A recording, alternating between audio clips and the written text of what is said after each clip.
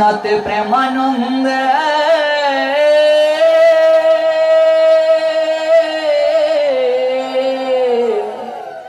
হরি হরি বলম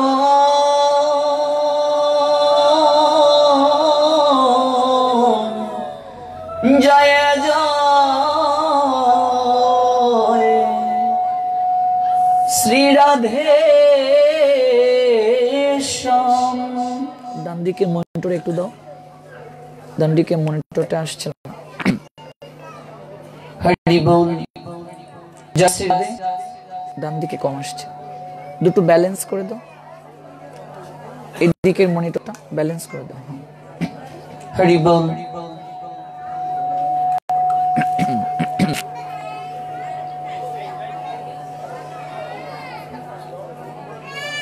ও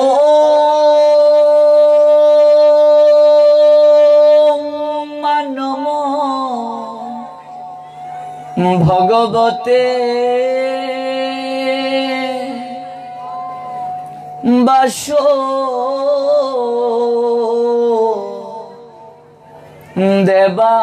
দেবায়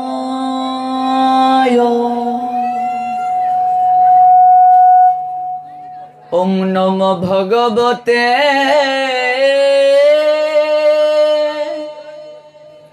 বাসো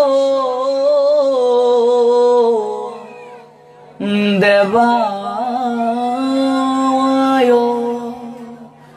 ওম নম ভগবতে বাসো দেবায়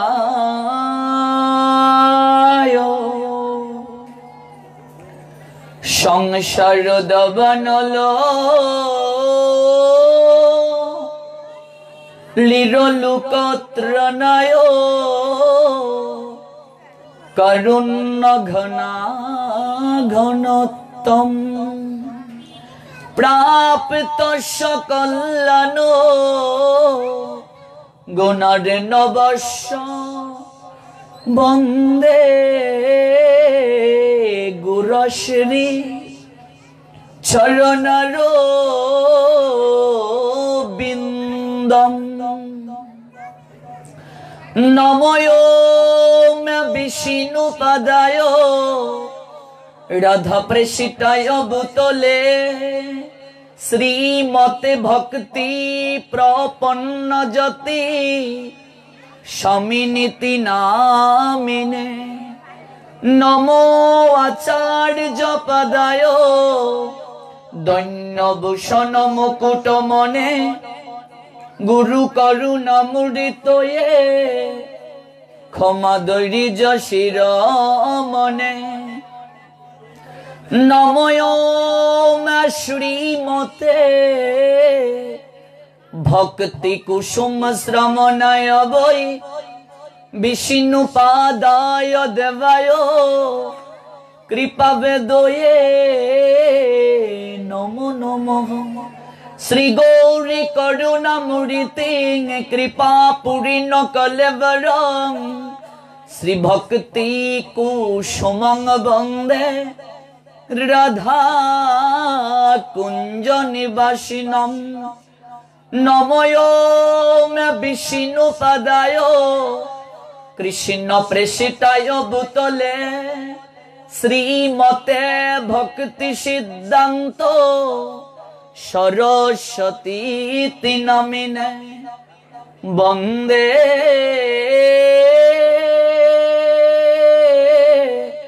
বৃন্দাবন গুরু কৃষ্ণ কমল লোচন বল্লভী বল্লভং দেব শ্রী রাধা লিঙ্গিত বিগ্রহ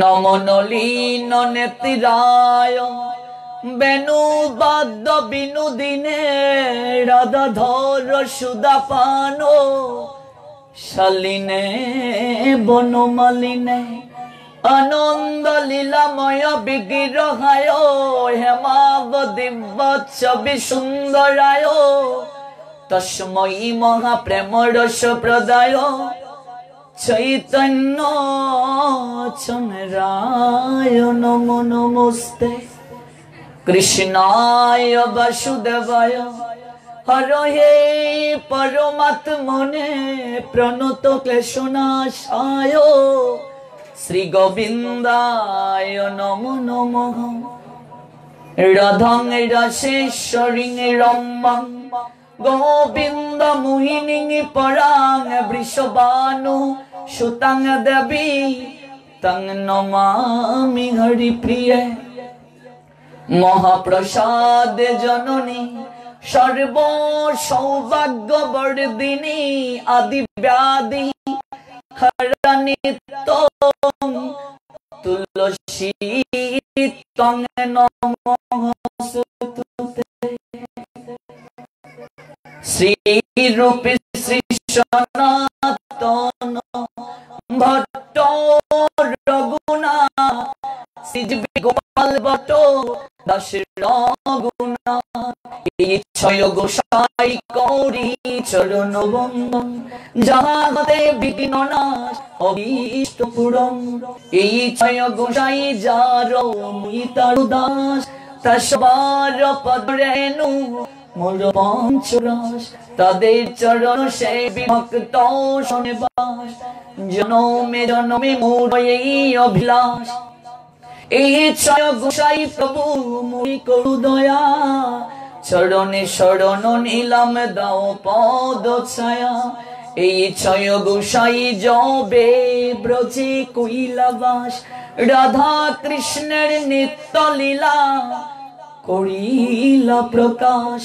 मनिरानंदे बोलो हरि भज वृंदावन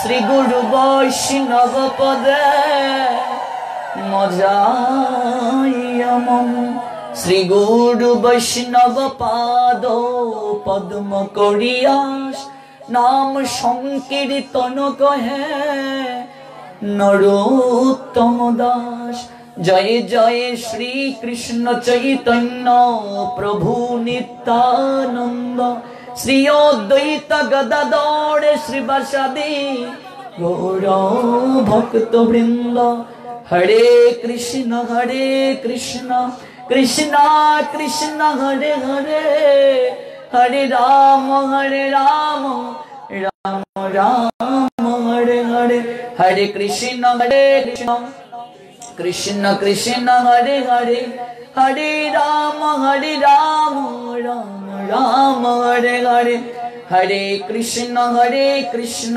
कृष्ण कृष्ण हरे हरे हरे राम राम राम हरे हरे।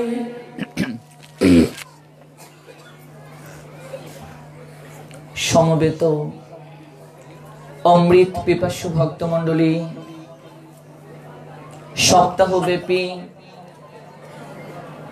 परमेश्वर भगवान श्री कृष्णेर मुखनिसृत बाणी श्रीमद् भगवत गीता तारी आंगिके यत्किंचित अमृत कथा आस्वादनेर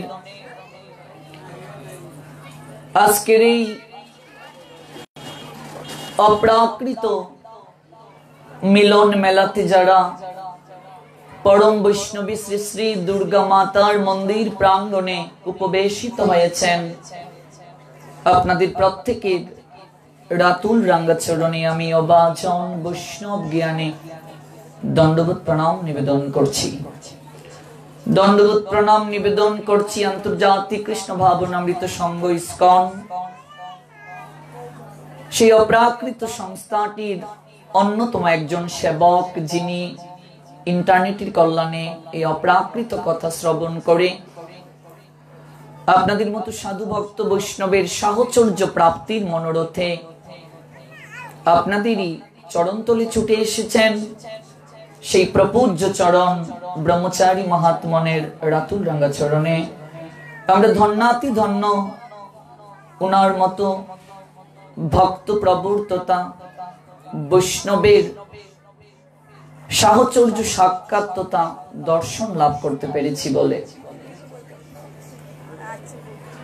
প্রেমের ঠাকুর পরমেশ্বর ভগবান শ্রীকৃষ্ণ চৈতন্য মহাপ্রভু এই বৈষ্ণব দর্শনের মাহাত্ম্য প্রসঙ্গে গয়া ধামে ঈশ্বর পরিপাতকে দর্শন করে জগৎ জীবকে অপ্রাকৃত একটি তত্ত্ব প্রদান করেছিলেন। আমরা সেই তত্ত্বটি অতি সংক্ষেপে শ্রবণ করে বৈষ্ণব চরণে প্রেম ভক্তি অঞ্জলি নিবেদন করে আজকের যে নির্ধারিত বিষয়, গতকাল যে জায়গায় কথার বিশ্রাম টেনেছিলাম সেই জায়গা থেকে পুনরায় শ্রবণ করব। চৈতন্য মহাপ্রভু তিনি পরমেশ্বর ভগবান, কৃষ্ণ এবং গৌর হরি অভিন্ন, কোনো পার্থক্য নেই। কৃষ্ণ থেকে আরো অধিক করুণার নিলয় হয়ে গৌর হরি জগতের বুকে আবির্ভূত হয়েছিলেন। তিন বাঞ্ছাকে হৃদয়ে লালন করে নাম ও প্রেম ও রসে বিগলিত ভাব হৃদয়ে ধারণ করে পাপাচ্ছন্ন কলিহত জীবের মুক্তির সোপানে অগ্রসর করার আকিঞ্চনে গৌর হরির এই জগতের বুকে আসা। আপনি আচরে প্রভু জীবের শেখায়, নিজে আচরণ করে জগৎকে শিক্ষা প্রদান করেছেন গৌর হরি। কারণ যে পথ দেখায় সে তাকে সবচেয়ে এগিয়ে। আমরা শ্রীমদ্ ভগবত গীতায় 3য় অধ্যায় কর্মযুগের 21 নং শ্লোকে দেখতে পাই, whatever action a great man performs, common men follow, and whatever standards he sets up, exemplary etc., all the words pursue. যত যত আচরতি শ্রেষ্ঠ তত্ত্বতব ইতর জনঃ সযত প্রমাণং কুরুতে লোক তৎ অনুবর্ততে। শ্রেষ্ঠ ব্যক্তিগণ যেভাবে আচরণ করেন সাধারণ মানুষ তার অনুকরণ করেন। তিনি যা প্রমাণ বলে স্বীকার করে যান, সমগ্র পৃথিবী তার অনুসরণ করেন। নিজে আচরণ করে জগৎ জীবকে শিক্ষা প্রদান করেছেন ভগবান।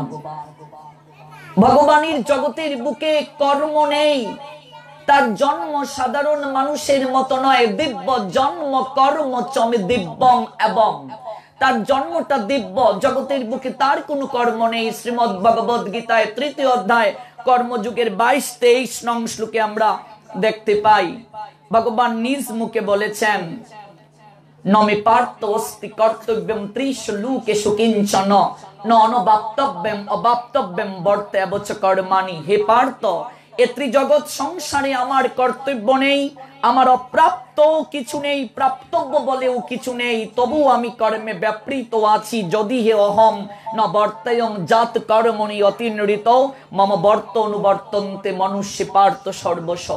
আমি যদি অনলস হয়ে কর্তব্য কর্মে প্রবৃত্ত না হই, তবে আমার অনুবর্তী হয়ে সমস্ত মনুষ্যজীবী কর্ম ত্যাগ করবে।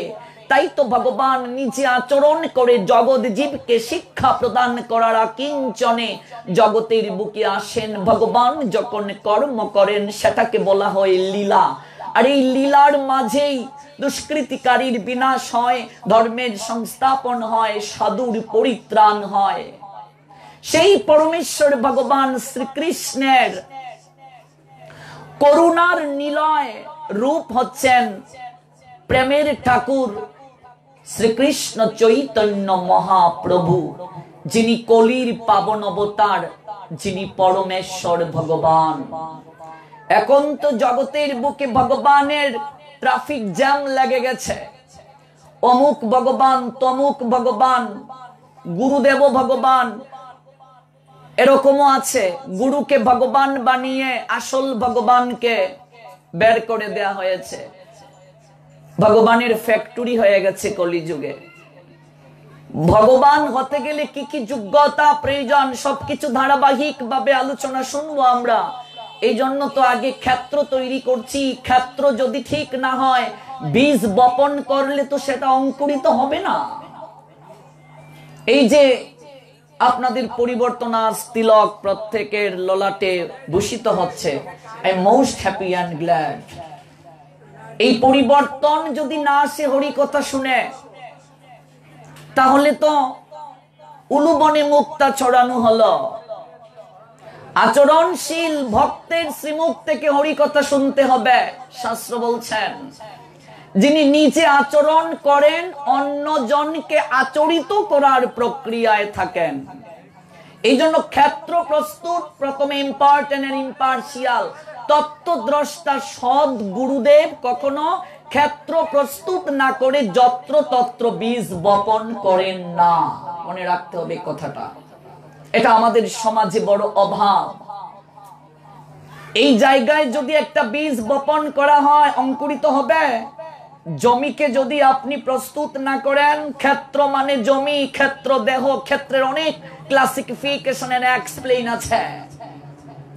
আমরা তো মনে করি কানে একটা ফু দিলেই দীক্ষা হয়ে গেল, হাতের জল শুদ্ধ হয়ে গেল। এই ভ্রান্ত ধারণা থেকে বের হয়ে আসতে হবে। এই জন্যই প্রথম দিন এসে বলেছিলাম, আপনারা এই ভোলা জেলার এই অঞ্চলের মানুষ সংসারে ভুলে আছেন, আর আপনাদেরকে কৃষ্ণ নামে ভুলাতেই এসেছি। এই ভাবনাটা হৃদয় মাঝে এট ফার্স্ট এওয়ার্ক করতে হবে। Krishna devotees extreme meritorious and allrounder, all situation and all time. We've forgotten that topical power supreme being Krishna is most intimate acquaintance of our life, most value, most pal, most commemorated of our life. We've forgotten that topic that causes us suffer most crazily. যতদিন যাবত উপলব্ধি করতে পারবো না আত্মীয় সবাই বা আত্মার সম্বন্ধে, যতদিন যাবত উপলব্ধি করতে পারবো না আমি কার চরণে মাথা ঠেকাবো, যতদিন যাবত উপলব্ধি করতে পারবো না বৃক্ষের মূল কি, ততদিন যাবত যত অনুষ্ঠান করব, ভাগবত বলছেন তার পরিপূর্ণ ছল। এগুলো ছল ধর্ম। এই সব কিছু ধারাবাহিক ভাবে শুনতে হবে। ধারাবাহিক ভাবে না শুনলে কিছুই হবে না।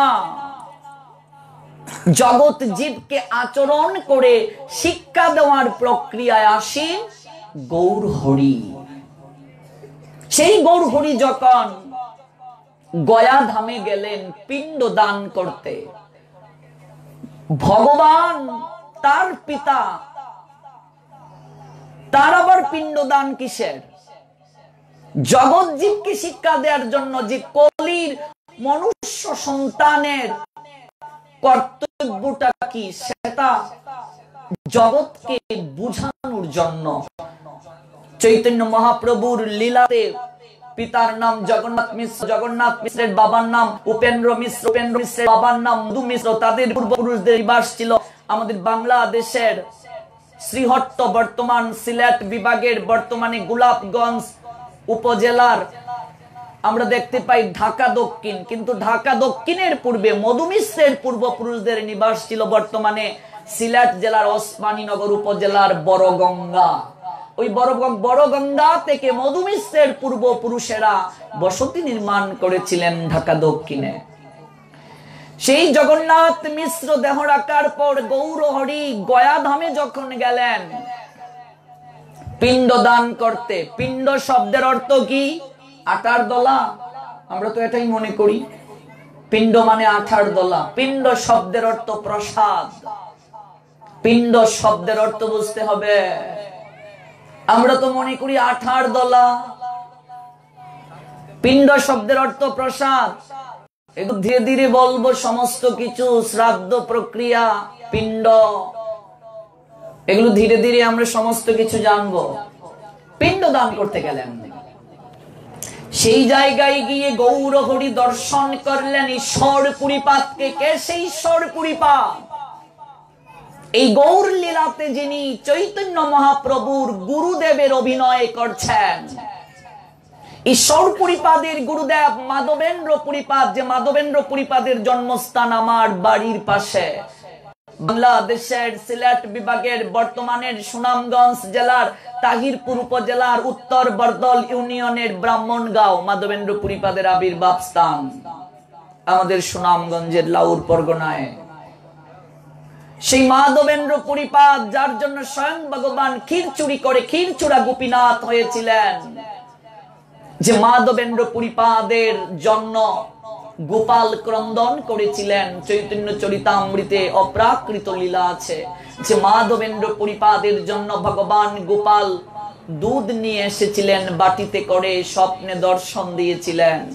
সেই মাধবেন্দ্র পুরীপাদের সুযোগ্য শিষ্য ঈশ্বর পুরীপাদ, যার আবির্ভাব স্থান হচ্ছে ভারতের 24 পরগনার হালি শহরে। আমরা যাচ্ছি না বিস্তারিত, কেবলমাত্র বৈষ্ণব চরণে প্রেম ভক্তি অঞ্জলি নিবেদন করার জন্য একটু স্পর্শ করছি।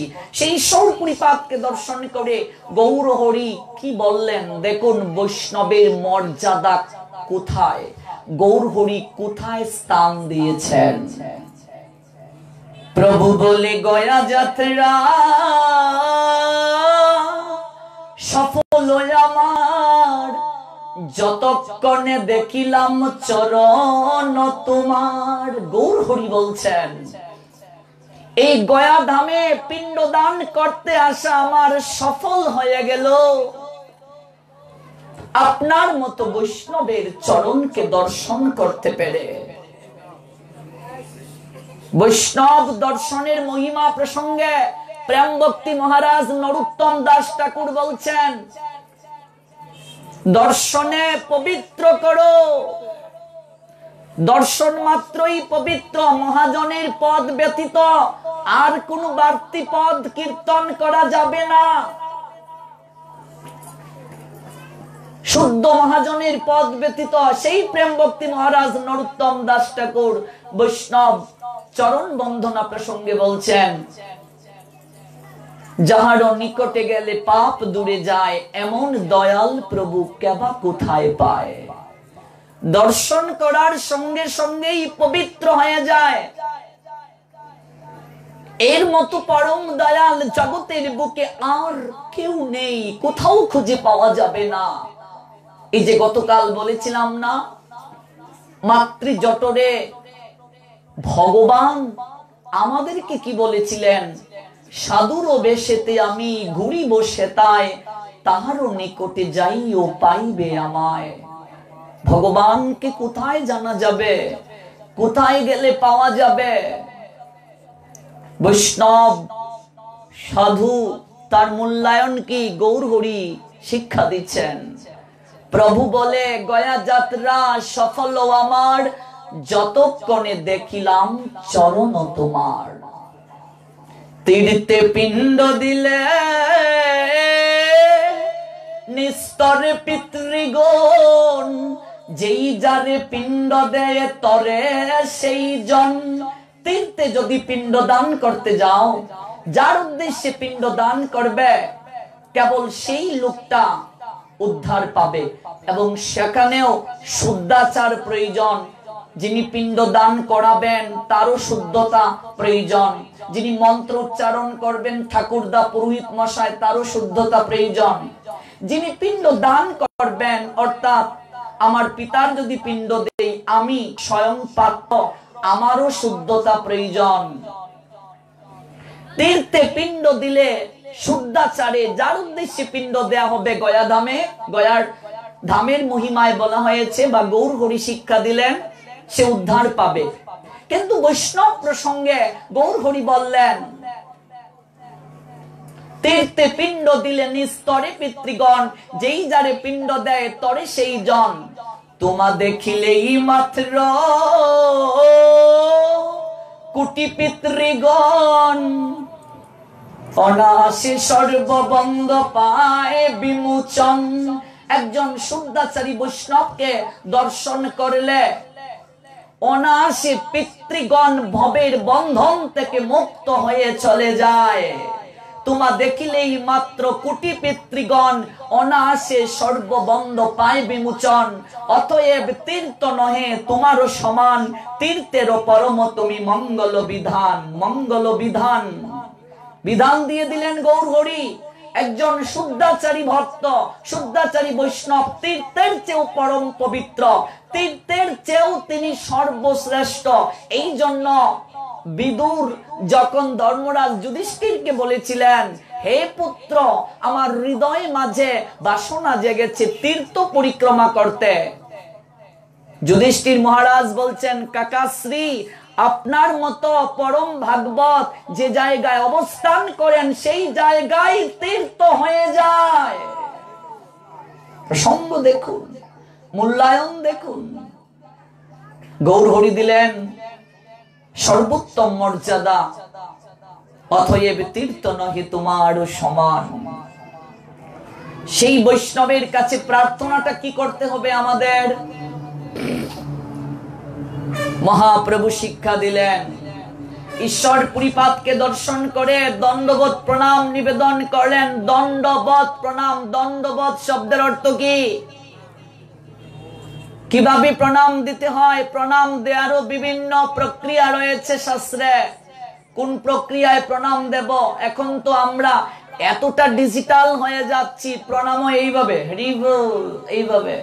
দুর্গা মায়ের কাছে এসে, এই মা, এটা প্রণাম দিচ্ছে না, বলছে মা তোকে দেখে নেব, এই যে প্রণাম, এক হাতে প্রণাম। প্রণামটাও দিতে পারি না ঠিক মতো।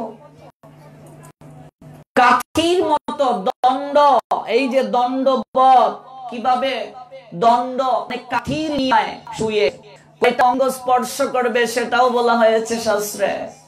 দণ্ডবত প্রণাম গৌরহরি দিলেন, কারণ শাস্ত্র বলছেন, বৈষ্ণব দেখিয়া যে না নুয়ায় মুন্ড, সেই মুন্ড পড়ে গিয়া নরকেরই কুণ্ড। বৈষ্ণব দর্শন করে যে প্রণাম নিবেদন করে না, বৈষ্ণব চরণে তার অপরাধ হয়ে যায়। আর বৈষ্ণব চরণে যদি কেউ অপরাধ করে, বৈষ্ণবেতে হয় যদি ক্ষুদ্র অপরাধ, কোটি কোটি ভজনেতে পড়ে যায় বাদ, ভক্তিলতা শুকিয়ে যাবে। বৈষ্ণব চরণে অপরাধ করলে, প্রেম ভক্তি মহারাজ নরোত্তম দাস ঠাকুর বললেন, হরি স্থানে অপরাধে তারে হরি নাম। হরির চরণে অপরাধ করলে মার্জনা আছে, বৈষ্ণব চরণে অপরাধ করলে মার্জনা নেই।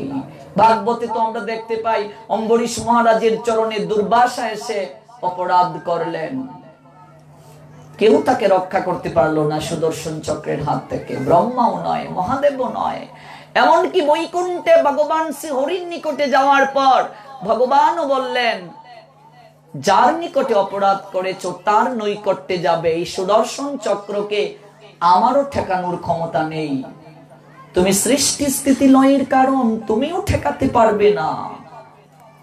দুর্বাসা তার নিজের ভুল বুঝতে পারলেন, অম্বরীশ মহারাজের নৈকট্যে এসে নিজের ভুল স্বীকার করে মার্জনা ভিক্ষা চাইলেন।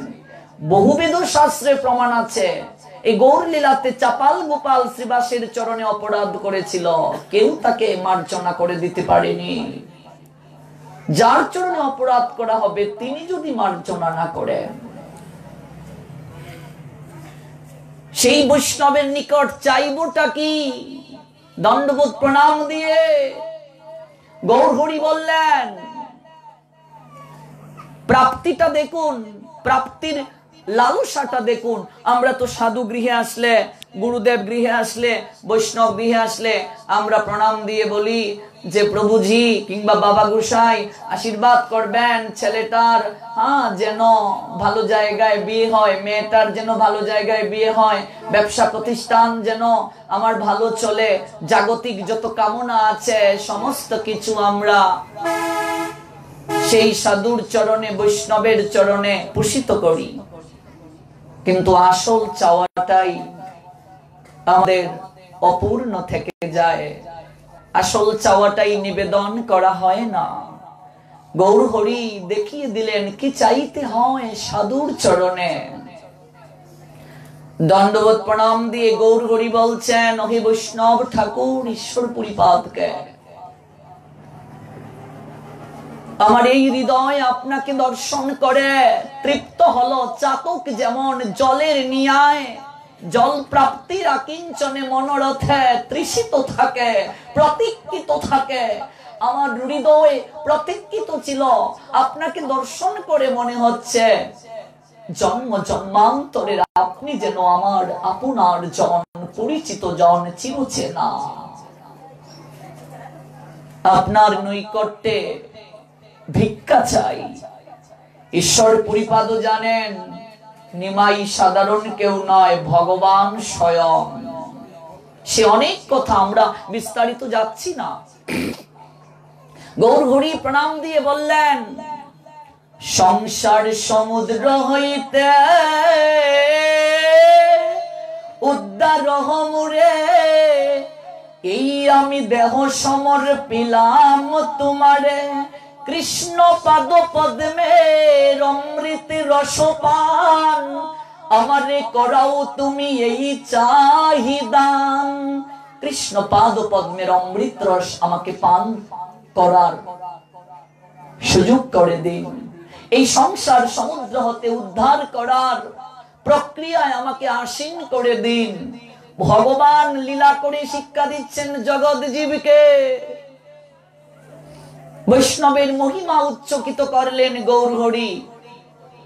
কাজেই সেই বৈষ্ণব ঠাকুরের চরণ বন্দনা করে এবং সমবেত প্রত্যেক ভক্ত বৈষ্ণব যারা এই ঠান্ডাকে উপেক্ষা করে পরম বৈষ্ণবী মায়ের চরণে উপনীত হয়েছেন, অপ্রাকৃত কথা শ্রবণের মানুষে যে কথা শ্রবণ করে দেবী দুর্গা স্বয়ং মাও সন্তুষ্ট হন ভগবানের কথা শ্রবণে, কারণ তিনিও ভগবানের অপ্রাকৃত সেবিকা। কাজে আমরা ধন্যাতি ধন্য হয়েছি আপনাদের সাহচর্য পেয়ে। প্রত্যেকের চরণ বন্দনা করে এবং আজ যিনি বিশেষ অতিথি রূপে এসেছেন সেই বৈষ্ণব ঠাকুরের চরণ বন্দনা করে আমরা চলে যাচ্ছি আজকের যে নির্ধারিত বিষয়, শ্রীমদ্ ভগবত গীতার আঙ্গিকে অপ্রাকৃত কথায়। একটা জাতির সামগ্রিক পরিচয় পাওয়া যায় তার ধর্ম আর সংস্কৃতির উপর। পাখি যেমন তার পক্ষপুটের উষ্ণ পরশে শাবক দিগকে লালন করে, একটা জাতিও তেমনি সহস্র সহস্র বছর ধরে নানা উত্থান পতনের ব্যাপক প্রক্রিয়ার ভিতর দিয়ে তার অস্তিত্বকে অক্ষুণ্ণ রাখে এবং স্বকীয়তার বিকাশ ঘটায়। আমাদের সংস্কৃতি, আমাদের সভ্যতা অতি প্রাচীন, এর উপর দিয়ে মাঝখানে কত ঝড় বয়ে গেছে, কত বৈদেশিক সভ্যতা শতাব্দীর পর শতাব্দী এর উপর প্রভাব বিস্তার করেছে, কিন্তু সে সব বাধা বিপত্তি কাটিয়ে আমাদের সংস্কৃতি, আমাদের সভ্যতা আজও চিরদণ্ডায়মান। কারণ আমাদের সংস্কৃতি, আমাদের সভ্যতা এমন এক সত্যের ভিত্তির উপর দাঁড়িয়ে আছে যা সব সময় সব যুগের চিন্তাধারার সামনে চিরদণ্ডায়মান থাকতে পারে। আমাদের সংস্কৃতি, আমাদের সভ্যতা ধর্মের উপর প্রতিষ্ঠিত, আর আমাদের ধর্ম সনাতন। এই সনাতন ধর্ম পৃথিবীর সর্বশ্রেষ্ঠ ধর্ম। এই সনাতন থেকে পৃথিবীর সমস্ত ধর্মের সৃষ্টি হয়েছে। দুর্ভাগ্য হিন্দু জাতি আজ সেটা রিচার্জ করে না। এই সনাতন শাস্ত্র পৃথিবীর সমস্ত ধর্মকে অকৃপণ ভাবে দান করেছে, কারো কাছ থেকে কিচ্ছুটি গ্রহণ করেনি। অকৃপণ ভাবে দান করেছে, জগৎ জীবকে কল্যাণের সোপানে অগ্রসর করিয়ে দিয়েছে। সনাতন ধর্মের মূল থিমটা যার উপর প্রতিষ্ঠিত সেটি হচ্ছে বেদান্তের সত্যের উপর। আর সমস্ত তত্ত্বজ্ঞানী পুরুষেরা শ্রীমদ্ ভগবদ গীতাকে সমস্ত বৈদিক জ্ঞানের উৎস বলে স্বীকৃতি দিয়ে গেছেন। জীব মাত্রই উদ্ধারের জন্য তিনটি রাজমার্গকে প্রস্থানত্রয় নামে অভিহিত করা হয়। প্রথমটি হচ্ছে বৈদিক প্রস্থান, যেটিকে বলা হয় উপনিষদ। দ্বিতীয় প্রস্থানটি হচ্ছে দার্শনিক প্রস্থান, যেটিকে বলা হয় ব্রহ্মসূত্র। তৃতীয় প্রস্থানটি হচ্ছে স্মার্ত প্রস্থান, যেটিকে বলা হয় শ্রীমদ্ ভগবত গীতা। এই গীতার আগে আরো দুটি প্রস্থান নিয়ে আলোচনা করাটা আবশ্যক ছিল, নতুবা আমরা কিছুই বুঝবো না। আজকে গীতাকে যদি রিসার্চ না করা হয়, শ্রীমদ্ ভগবত গীতা যদি পাঠ না করা হয়, তাহলে সনাতনের মূল যে সত্তা, মূল যে অস্তিত্ব, সেটা বিপন্ন হয়ে যাবে। আমরা উপলব্ধি কিছুই করতে পারবো না। দুর্ভাগ্য আমাদের, আমরা ঠাকুর ঘরে গীতাকে লাল শালু এবং রুমাল দিয়ে অনেকেই বেঁধে রাখি। প্রত্যেক দিন চন্দন চর্চিত করে তুলসী পত্র দিতে দিতে গীতার উপর চট লেগে যায়, ভেতরে কি আছে খুলেই দেখি না। অনেকেই। আবার অনেকে দেখবেন মরার পরে মৃতদেহের মাঝে গীতা দেয়। মরা বেটার বুকের মাঝে গীতা দিয়ে কি হবে বাবা? জীবন দশায় তিলক পড়ি না, কণ্ঠে তুলসীর মালা ধারণ করি না, একাদশী ব্রত করি না, ধুতি পরিধান করি না, হরিনাম করি না, মরার পরে মরা বেটাকে স্নান করিয়ে ধুতি পরিয়ে সর্বাঙ্গে তিলক পরিধান করিয়ে বৈষ্ণব বসনে বৈষ্ণব সাজে ভূষিত করে সজ্জিত করে সুকান্তময় অনিন্দময় তার মাধুরী মিশিয়ে ঢাক ঢুল খুল করতাল বাজিয়ে হরিনামের মহড়া করে শ্মশানে নিয়ে যাই। মরা বেটাকে ধুতি পরিয়ে কি হবে? জীবন দশায় যদি ধুতি না পরি, সেদিন পাঠে বললাম 100 জন হিন্দু ছেলেকে ধুতি দিয়ে দেখুন, 99.5 জনই ধুতি পড়তে জানে না। আমাদের বয়সী ছেলেদের কথা বাদ দেন, বাবা কাকা যেটা কালকে যারা মরবে তাদেরকেও যদি ধুতিটা পরার কথা বলা হয় অনেকেই পড়তে পারেন না। এক জায়গায় বললাম কাকা বাবু একটু ধুতিটা পরেন, কাকা বাবু বলছে জীবনে একবারই পড়েছিলাম, সেটাও ঠাকুরদা পরিয়ে দিয়েছিল বিয়ের সময়। আমি বলছি এখন আর ঠাকুরদাকে পরিয়ে দিতে হয় না, ভাগ্যিস বিয়াতে কুশিওয়ালা ধুতি কিনতে পাওয়া যায়, নইলে হিন্দুর বিয়ে করাই 12টা বেজে যেত। ধুতিটা পড়তে জানি না, মরার পরে মরা বেটাকে ধুতি পড়ায়, মরার পরে মরা বেটার কপালে তিলক, মরা বেটাকে হরিনাম শুনিয়ে শুনিয়ে শ্মশানে নিয়ে যায়। মরা বেটাকে হরিনাম শোনালে কি হবে? মরার কানে কি হরিনাম যায়? বাবার কুলে করে ছেলে যাচ্ছে, ছেলে প্রশ্ন করছে বাবাকে, ও বাবা ওরা সবাই কি করছে? ওরা সবাই হরিনাম করছে, যে লোকটা শুয়ে আছে সে কেন হরিনাম করছে না? ও কি করে হরিনাম করবে পুত্র? ও তো মরে গেছে, মরে গেলে তো আর কেউ কথা বলতে পারে না। বাবা মরে গেলে যদি হরিনাম করা না যায়, তোমাকে তো একদিনও হরিনাম করতে দেখি নাই, তাহলে তুমিও কি মরে গেছো? আমরা জীবিত থেকে অনেকে মরার দলে, জাগ্রত থেকে গ্রন্থের দলে। এই জন্যই তো গৌর হরি জগৎ জীবকে জাগানোর জন্য আসলেন আর আমাদের বাসবুস জানালেন, জীব জাগো জীব জাগো, গুড়া চাঁদ বলে কত নিদ্রা যাও মায়া পিশাচির কুলে, আর কত ঘুমাবে, অন্তত একটু জাগো, একটু জাগার প্রয়াসী হও। ঘুমিয়ে আছি আমরা, ওই ঘুমন্ত অবস্থা থেকে জাগ্রত প্রয়োজন। আজকে হিন্দু সমাজে একটা কম্পন প্রয়োজন, কম্পনটার বড় অভাব। ওই কম্পনটা যতদিন পর্যন্ত হিন্দুদের মাঝে দেওয়া যাবে না, ততদিন যাবত হিন্দুর ঘুম কখনো ভাঙবে না। পার্শ্ববর্তী ধর্মের দিকে তাকিয়ে দেখুন, ধার্মিক মুসলমানেরা তাদের মাঝে ঐক্যতা আছে, তাদের মাঝে একতার সুপানটা সুদৃঢ়। আমরা তো দলাদলি ঠেলাঠেলিতে মত্ত, এটা হরে কৃষ্ণের দল, এটা জয় রাধের দল, এটা জয় নিতাইয়ের দল, এটা জয় গুরুর দল, এটা কালো তিলক দেয়ার দল, এটা সাদা তিলক দেয়ার দল, দলাদলি ঠেলা, এটা চিন্তামণির দল। অভাব নাই দলের। যতদিন যাবত হিন্দুরা দলাদলি ঠেলাঠেলি ছেড়ে গলাগলি করতে না পারবে, কুলাকুলি করতে না পারবে, ততদিন যাবত হিন্দুদের দুর্দশা কখনো শেষ হবে না। তাই দলাদলি ছাড়ুন, কুলাকুলি করুন, গলাগলি করুন। জয় জয় শ্রী রাধে।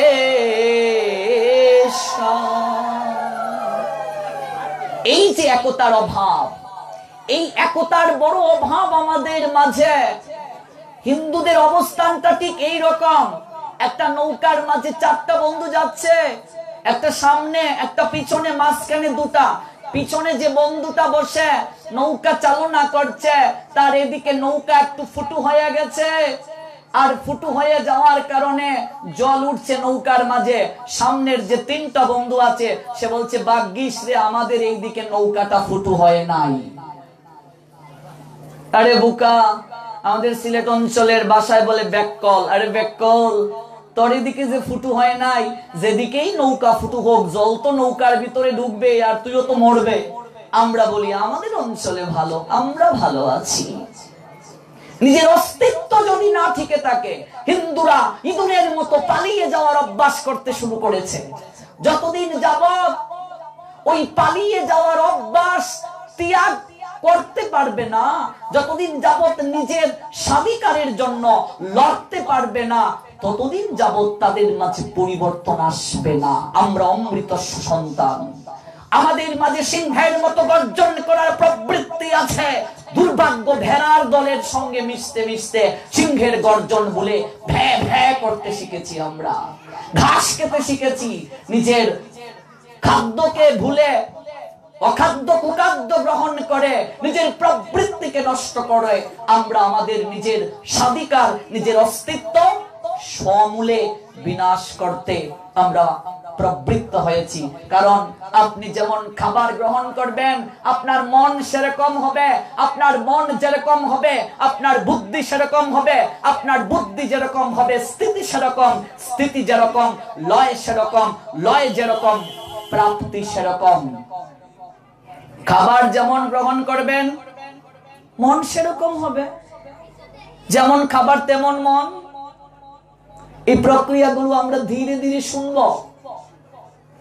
এই জন্য যে কথাটি বলছিলাম, ঠাকুর ঘরে শুধু গীতাকে লাল সালু রুমাল দিয়ে বেঁধে রাখলে হবে না, আর মরার পরে মরা বেটার বুকের মাঝে গীতা দেওয়ার কোনো আবশ্যকতা নেই। Out of soul no existence body, body valueless. The soul extremely evergreen and universal truth. All time and all situation, out of soul, the soul exchange to other body. দেহ থেকে যদি আত্মা চলে যায়, দেহের কোনো অস্তিত্ব আছে? no existence, কোনো অস্তিত্ব নেই। তাহলে গীতা পবিত্র ধর্মগ্রন্থ, ভগবান বলছেন গীতা মে হৃদয়ং পার্থ, পার্থ গীতা আমার হৃদয়, গীতা মে সারমুত্তমম, গীতা আমার সার সর্বস্ব,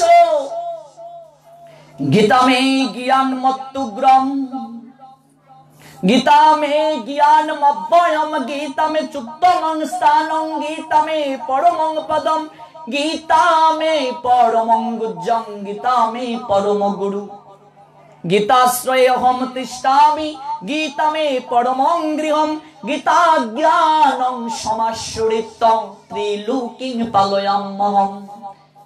গীতা আমার হৃদয়, গীতা আমার সার সর্বস্ব, গীতা আমার পরম পদ, গীতা আমার পরম গৃহ, গীতা আমার পরম গুরু। গীতার জ্ঞানকে আশ্রয় করে ত্রিজগৎ সংসারকে আমি প্রতিপালন করে থাকি। ভগবানের গুরু গীতা, গীতা পাঠে ভগবান যত সন্তুষ্ট হন আর কোন প্রক্রিয়ায় তাকে সন্তুষ্ট করা যায় না। তাহলে সেই গীতাকে অপবিত্র দেহ, যখন আত্মা বিযুক্ত হয়ে যায়, দেহ তখন অপবিত্র, ডেড বডি, তাকে স্পর্শ করলে স্নান করতে হয়। আমরা অপবিত্র দেহের এই বুকের মাঝে গীতাটা দিয়ে আমরা কি করে কুল করতাল ঝাঁঝ বাজিয়ে হরিনামের মহড়া করে তাকে শ্মশানে নিয়ে যাই। জীবন দশায় যদি গীতা না পড়ি, মরা বেটার বুকের মাঝে গীতা দিয়ে লাভ হবে না। জীবন দশায় যদি সদাচার জীবন পালন না করি, জীবন দশায় যদি হরি কথা, হরি নাম, কৃষ্ণ অনুশীলন না করি, মরার পরে মরা বেটাকে শ্রাদ্ধ বাসরে গীতা পাঠ শুনিয়ে কি হবে? যদি জীবন দশায় এগুলো অভ্যাস না করি। এই জন্য ঠাকুর ঘরে লাল সালু রুমাল দিয়ে বেঁধে রাখলে শুধু গীতাকে হবে না। যারা স্টুডেন্ট আছেন তাদেরকে বলছি, গীতাকে পড়ার টেবিলে রাখেন। প্রতিদিন নিজের পাঠ্য পুস্তকের পড়া শুরু করার আগে একটু পড়ে নেবেন। কিছুদিন গেল এই সমাজে শূদ্র গীতা পড়তে পারবে না সেই অজুহাতে, আর কিছুদিন এখনো যাচ্ছে, ওরে বাপরে সংস্কৃত যদি পড়ি, যদি তার হাঁটিতে শিখে না কেহ না খেয়ে আছার, সাঁতার শিখিতে হলে আগে তবে নামো জলে, জলে না নামলে সাঁতার শিখা যাবে? আসার না খেলে হাঁটা শিখা যাবে? তাহলে ভুল হতে হতেই তো শুদ্ধের উৎপত্তি। আপনি যদি নাই পড়েন আপনি শিখবেন কি করে? এই জন্য সংস্কৃত ভুল হবে এই অজুহাত দিয়ে গীতা থেকে সরিয়ে নেওয়ার যে প্রক্রিয়া, এই প্রক্রিয়া থেকে বের হয়ে এসে এই গীতাকে পড়ার টেবিলে রাখতে হবে যারা স্টুডেন্টস আছেন, এবং প্রতিদিন এক অধ্যায় হলেও গীতা পড়তে হবে। যাদের অক্ষর জ্ঞান আছে তাদের তো কোনো ক্ষমা নেই।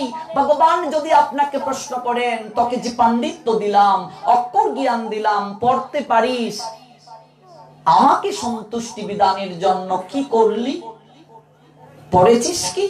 কি উত্তর দেব আমরা বাবা? এই জন্য ঠাকুর ঘরে গীতাকে স্থাপিত করে রাখার কোনো আবশ্যকতা হতে পারে না যদি আমরা না পড়ি। আপনি সংস্কৃত পারেন না, বাংলা অনুবাদটাই পড়ুন।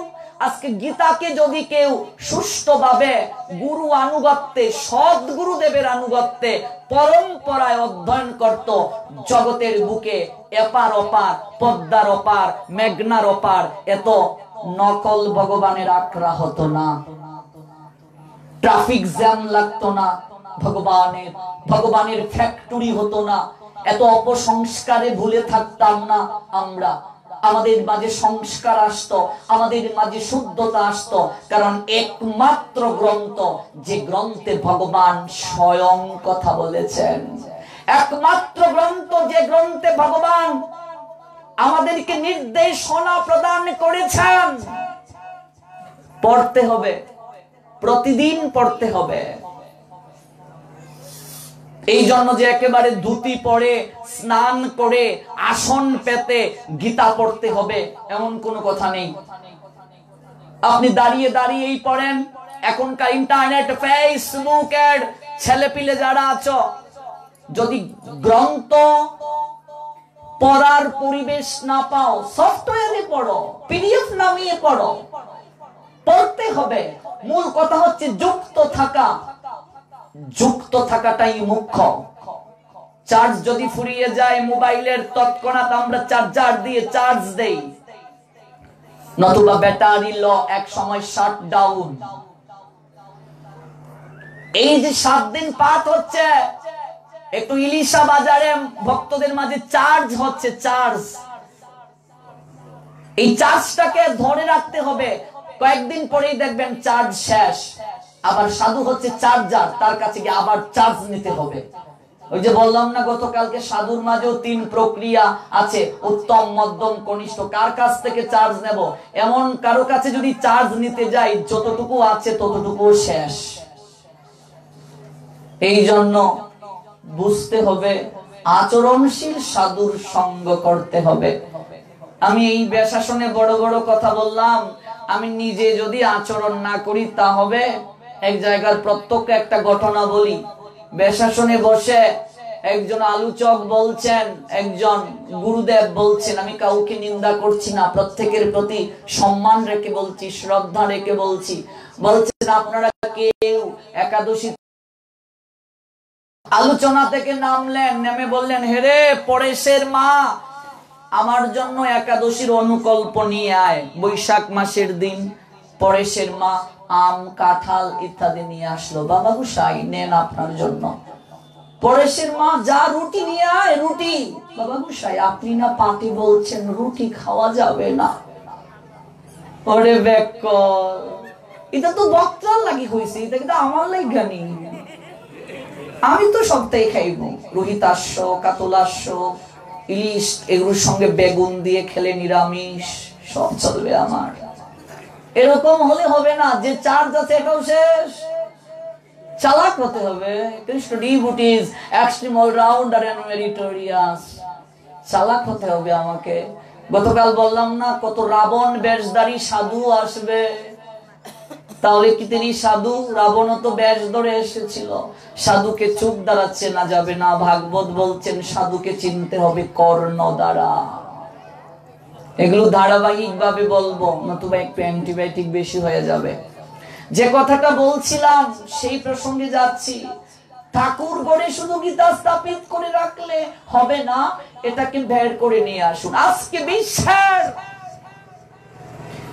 যে দেশগুলো এই পাশ্চাত্যের অপসংস্কৃতিকে হৃদয়ে লালন করে চলত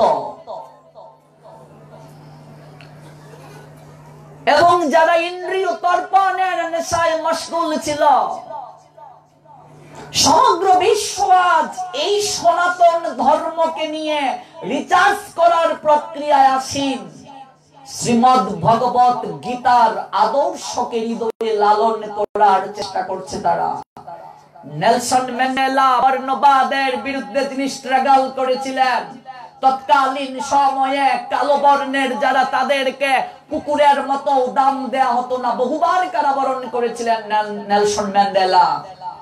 অথচ আমাদের গীতার আন্দোলনের কারণে সার্চ করে দেখুন ইউটিউবে, আজকে কালো বর্ণ শ্বেত বর্ণের মাঝে বিয়ে হচ্ছে না? হচ্ছে। কিসের মাধ্যমে? এই তত্ত্ব, এই থিওরি কোথায় পেল? একমাত্র গীতাতে। এই থিওরিটাকে এক্সপ্লেইন করার কারণে নেলসন ম্যান্ডেলা এতদিন আন্দোলন করে সফল হতে পারেননি, কিন্তু সনাতন পেরেছে গীতার আদর্শের দ্বারা। আজকে সারা বিশ্বে যে কৃষ্ণ প্রেমের প্লাবন বইছে, তার একমাত্র অবদান আমাদের প্রভুপাদ জগৎগুরু ভক্তি সিদ্ধান্ত সরস্বতী ঠাকুরের। তিনি বীজ বপন করে দিয়েছিলেন।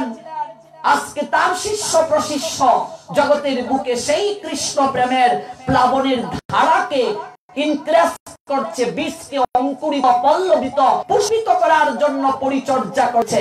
সমগ্র বিশ্ব চৈতন্য মহাপ্রভুর এই বাণীকে জগতের বুকে প্রচার করার জন্য, ভবিষ্যৎ বাণীকে গৌর কৃপাতে সার্থক করার জন্য স্ট্রাগল করছে। আমরা সনাতনীরা পশ্চাৎগামী আছি এখনো। আমরা রত্ন, আমরা মানিক্য, আমরা চিন্তামণি পাথর পেয়ে আমরা ফেলে দিচ্ছি, পাশ্চাত্যবাসী গ্রহণ করছে। গীতার আন্দোলনকে ত্বরান্বিত করতে হবে। বৈপ্লবিক আন্দোলনের পুরুদা ব্রিটিশ বিরোধী আন্দোলনের অমিয় প্রজ্ঞার বাজা আভার পাঞ্জেরি ক্ষুদিরাম বসু কদিন আগে যার জন্মতিথি গেল, সেই ক্ষুদিরাম বসু যখন ফাঁসির কাষ্ঠ মঞ্চে দাঁড়িয়েছিলেন, খলখল করে হাসছিলেন তিনি। জল্লাদ বলছে একটু পরে তুমি মরবে, বলছে ইউ আর এক্সট্রিম ইগনোরেন্স। জল্লাদকে বলছে তুই একটা মহামূর্খ। জগতের বুকে আজকে যারা গ্রহণ করেছে তারা স্বনির্ভর হয়েছে, ভয়কে দূর করতে পেরেছে। মহাত্মা গান্ধীর দিকে থাকার, তার মা মারা গিয়েছে, অনেক ক্রন্দন করলেন। একটু পর ঠাকুরগড় থেকে গীতাকে কুলে নিয়ে বের হয়ে বলছেন আমার দুজন মা, গর্ভধারিণী মা আমাকে ছেড়ে চলে গেলেও এই গীতা মা কখনো আমাকে ছেড়ে যাবে না। এই গীতা মায়ের ক্রুরে যেন অন্তিমে আমার স্থান হয়। আজকে পাশ্চাত্যের অনেক দেশ, অনেক ইউনিভার্সিটি গীতাকে রিচার্জ করার প্রক্রিয়ায় আসীন হয়ে সুফল ভোগ করছে। আমরা দুর্ভাগ্য হিন্দু জাতি গীতা পড়ি না। যে গীতার উপর কাব্য রচনা করে 1913 বিশ্বকবি রবীন্দ্রনাথ ঠাকুর গীতাঞ্জলি কাব্য রচনা করে নোবেল পুরস্কার পেলেন। কজন হিন্দুর গড়ে গীতাঞ্জলি কাব্য আছে? আমরা মূল্যায়ন করতে জানলাম না, যে কারণে ঋষি কবি রবি ঠাকুর বলছিলেন অলস দেহ ক্লিষ্ট গতি। বাঙালিকে বলেছিলেন অলস দেহ ক্লিষ্ট গতি, গৃহের প্রতি টান, আর বুতাম আটা জামার নিচে শান্তিতে শয়ান। বাঙালি অলস, দেখবেন গৃহের প্রতি টান, ওরা বের হতে চায় না। এই আপনাদেরই এই দক্ষিণবঙ্গের সন্তান সে বাংলাকে ফজলুল হক, তাই তো? এই ছোট্ট বেলায় যখন স্নান করতেন কুমিরের ভয়ে মা বলতেন কুমির ধরবে, উনি বলতেন কুমির আমাকে ধরবে না, আমি কুমিরকে দেশ থেকে তাড়াবো। আর এই বাঙালি আমরা অলস দেহ ক্লিষ্ট গতি, গৃহের প্রতি টান, গৃহের প্রতি আমাদের সবচেয়ে টান বেশি। আর দেখবেন বাঙালি বুটা মাথা জামার নিচে শান্তিতে শয়ান। দেখবেন জামা কাপড় সোয়েটার পরে, সোয়েটার পরে, ব্লেজার পরে ঘুম ঘুম, সবকিছু পরে আমরা কাপড় চোপড় পরে সবকিছু ঘুমিয়ে থাকি। অলস দেহ ক্লিষ্ট গতি, গৃহের প্রতি টান, বুটা মাথা জামার নিচে শান্তিতে শয়ান। কবিগুরু রবীন্দ্রনাথ ঠাকুর বলছিলেন। আজকে গীতাঞ্জলির প্রত্যেকটা কবিতা এক একটা প্রার্থনা। যেহেতু আমি বাংলা সাহিত্যের উপরে গ্রাজুয়েশন মাস্টার্স করেছি, পিএইচডি করব, এই বাংলা সাহিত্যের উপর এক একটা কবিতা রবি ঠাকুরের that most logical and sensible, এক একটা কবিতা dedicate your heartiest dignity almighty creator Krishna. এক একটা কবিতা যেন অঞ্জলি হয়ে ঝরে পড়েছে গোবিন্দের চরণে। বিভু দেহে হৃদে বল, একাগ্র হৃদয়ে শরীরে তোমারে নিবে সুখানল। কি চমৎকার লিখেছে! এই গীতার আদর্শকে কেমন করে আপন মনের মাধুরী মিশিয়ে পংক্তিতে ফুটিয়ে তুলেছেন কবিগুরু। আমার মাথা নত করে দাও হে তোমার চরণ ধুলার তলে, সকল অহংকার হে আমার ডুবাও চোখের জলে। কি চমৎকার প্রার্থনা গোবিন্দের চরণে। আমরা গীতাকে মূল্যায়ন করতে জানছি না। প্রত্যেক দিন এক অধ্যায় হলেও গীতা পড়তে হবে, এই চেতনা এই জায়গা থেকে নিয়ে যাও মা।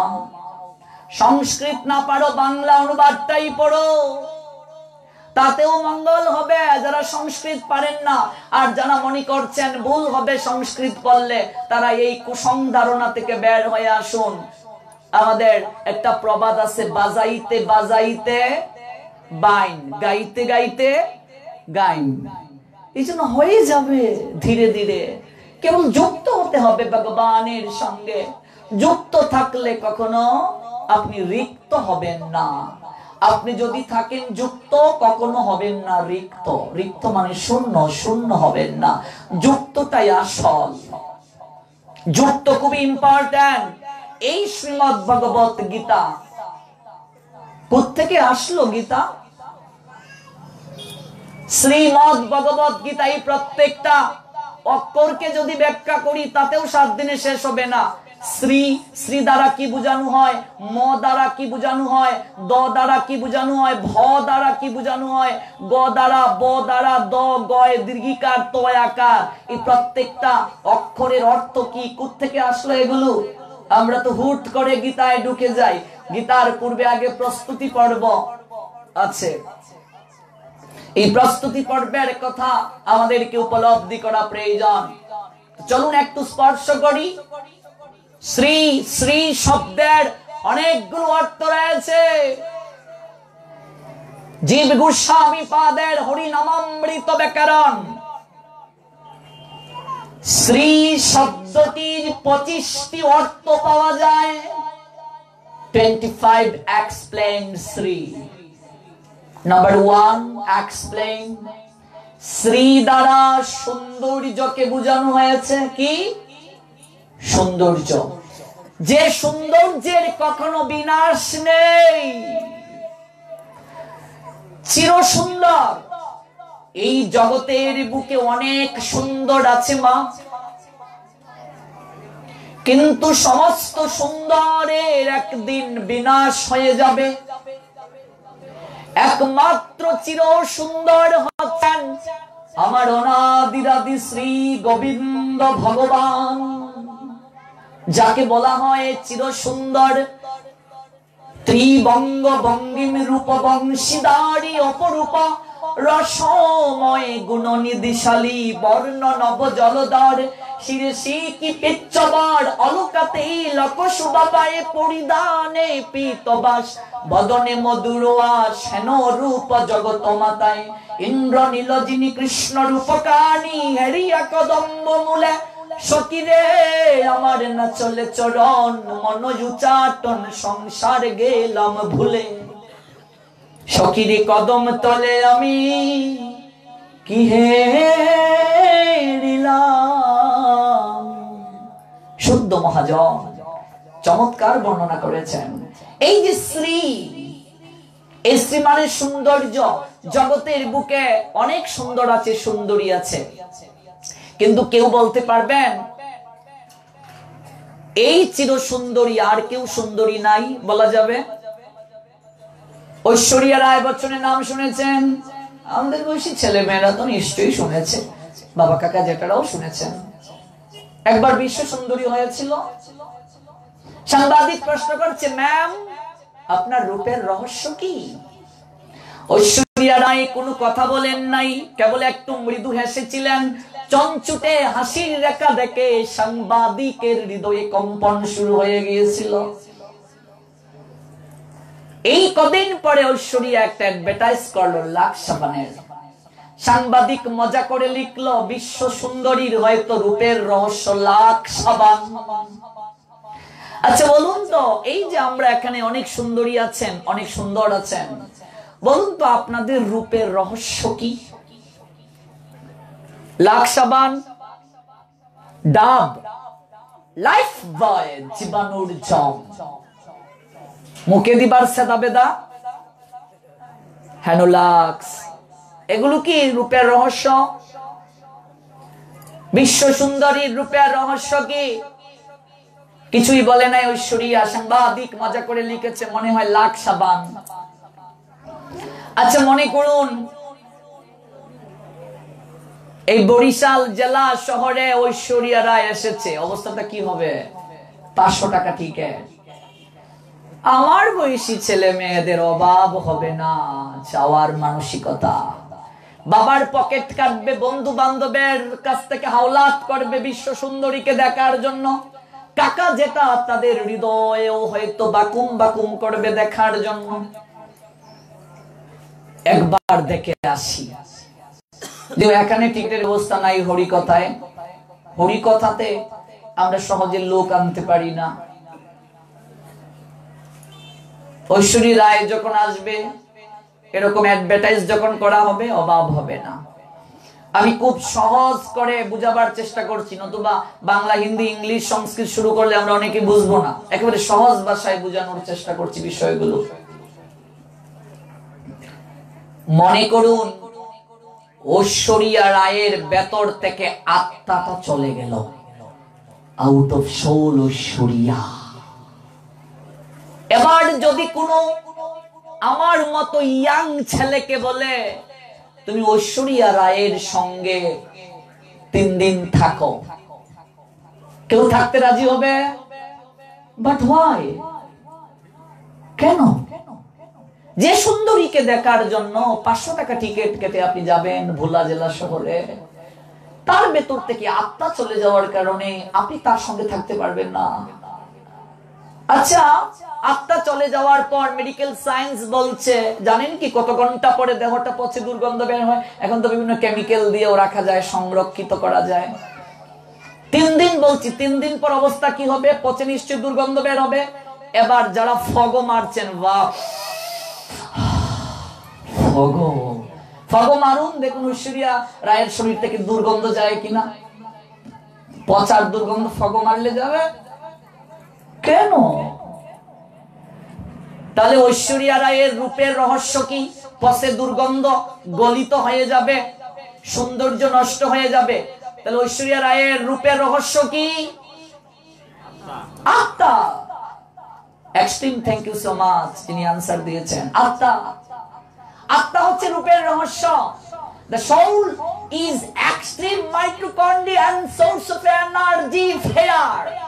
রূপের রহস্য আত্মা। আত্মা শুধু ঐশ্বরিয়া রায়ের রূপের রহস্য নয়, আপনারও রূপের রহস্য, আমারও রূপের রহস্য। আত্মা আছে বলেই আমরা কথা বলতে পারছি, আত্মা আছে বলেই আমরা চলতে পারছি, আত্মা আছে বলেই আমরা এই অনুষ্ঠানে যোগদান করতে পেরেছি। আত্মা যদি দেহ থেকে চলে যায়, বলো হরি হরি বল। ধার্মিক মুসলমানেরা কেউ মারা গেলে কি বলে? ইন্না লিল্লাহি ওয়া ইন্না ইলাইহি রাজিউন। হিন্দু মারা গেলে মৃত্যু সংবাদ শুনলে কি বলতে হয়? দিব্যান লুকান সগচ্ছতু। গুটি কয়েকজন আমরা জানি, অনেকেই সেটা জানি না, জানতে হবে। জন্ম সংবাদ শুনলে কি বলতে হয়?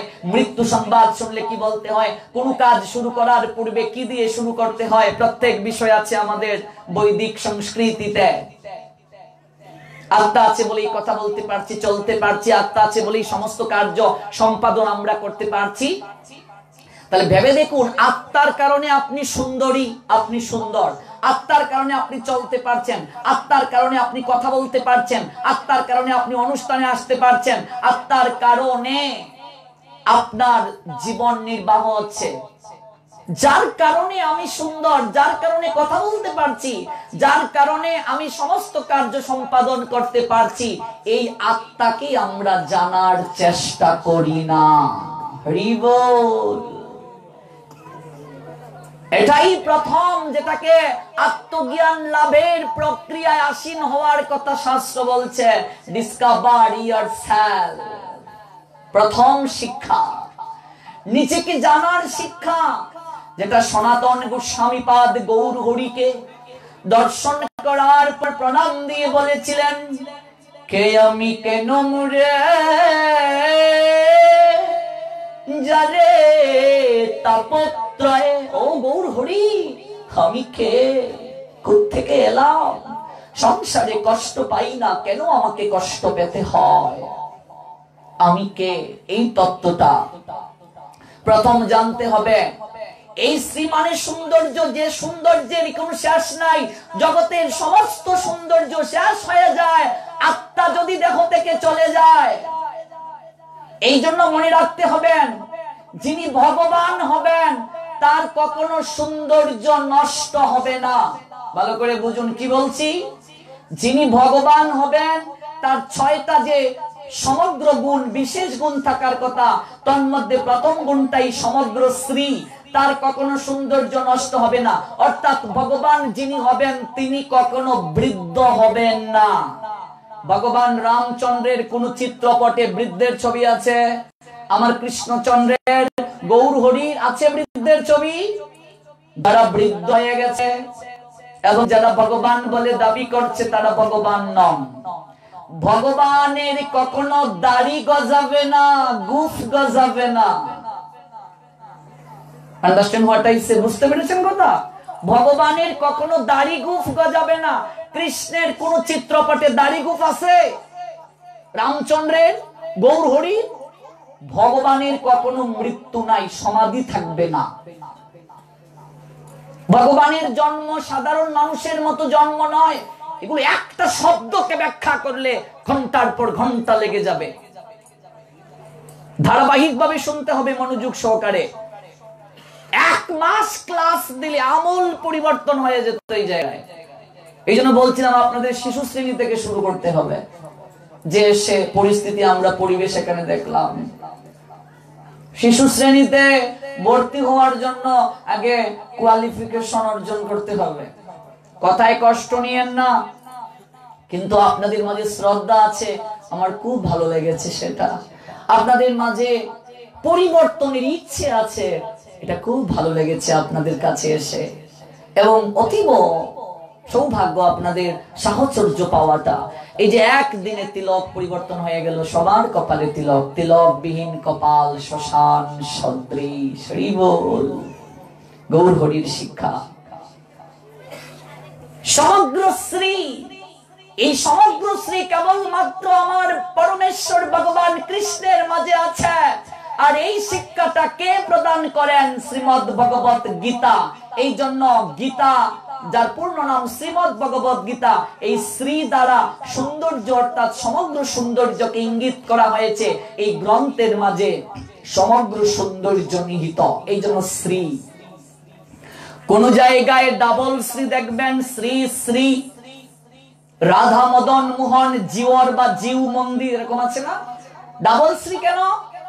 সমাহার অর্থে। যারা ব্যাকরণের স্টুডেন্ট আছেন, বহু বাচ্চা, সমাহার অর্থাৎ শ্রী মানে সৌন্দর্য, শ্রী মানে বৈরাগ্য, শ্রী মানে ভক্তি, শ্রী মানে মুক্তি, শ্রী মানে বিত্ত, শ্রী মানে বৈভব, শ্রী মানে জ্ঞান, শ্রী মানে লক্ষ্মী। এই সমগ্রের সমাহার, যার কাছে গেলে, যে জায়গায় গেলে পাওয়া যায়, সেই জায়গায় ডাবল শ্রী। কোন মানুষের আগে ডাবল শ্রী আছে? Of course not. জিউ, what means that word? জিউ, জিউ শব্দের অর্থ প্রাণ।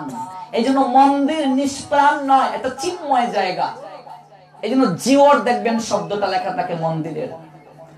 তবে প্রাণ তো সঞ্চার করতে হবে।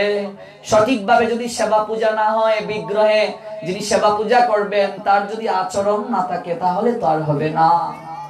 আচরণটা মুখ্য, শুনলে হবে না। আমার প্রপূজ্য চরণ গুরু মহারাজ বলেন, তুমি কয়টা গীতা পাঠের আসরে গেলে সেটা বড় কথা নয়, তোমার জীবনে গীতা পাঠ থেকে কয়টা কথা নিজের জীবনে আচরণে আনতে পেরেছো সেটাই বড় কথা।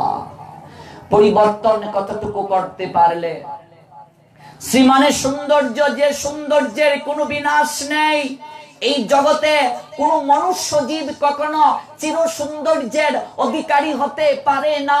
তার সৌন্দর্য এক সময় নষ্ট হয়ে যাবে, তার শ্রী নষ্ট হয়ে যাবে আত্মা চলে যাওয়ার কারণে। শাস্ত্র বলছেন এই দেহটা কাপড়ের ন্যায়। শ্রীমদ ভগবদ গীতা 2য় অধ্যায় শঙ্খ যুগ 22 শ্লোক, বাসংসি জীর্ণানি যতা বিহায় নবানি গৃহ্ণাতি নরপরাণি তথা শরীরানি বিহায় জীর্ণানি অন্নানি সঞ্জাতি নবানি দেহি। দেহটা কাপড়ের ন্যায়।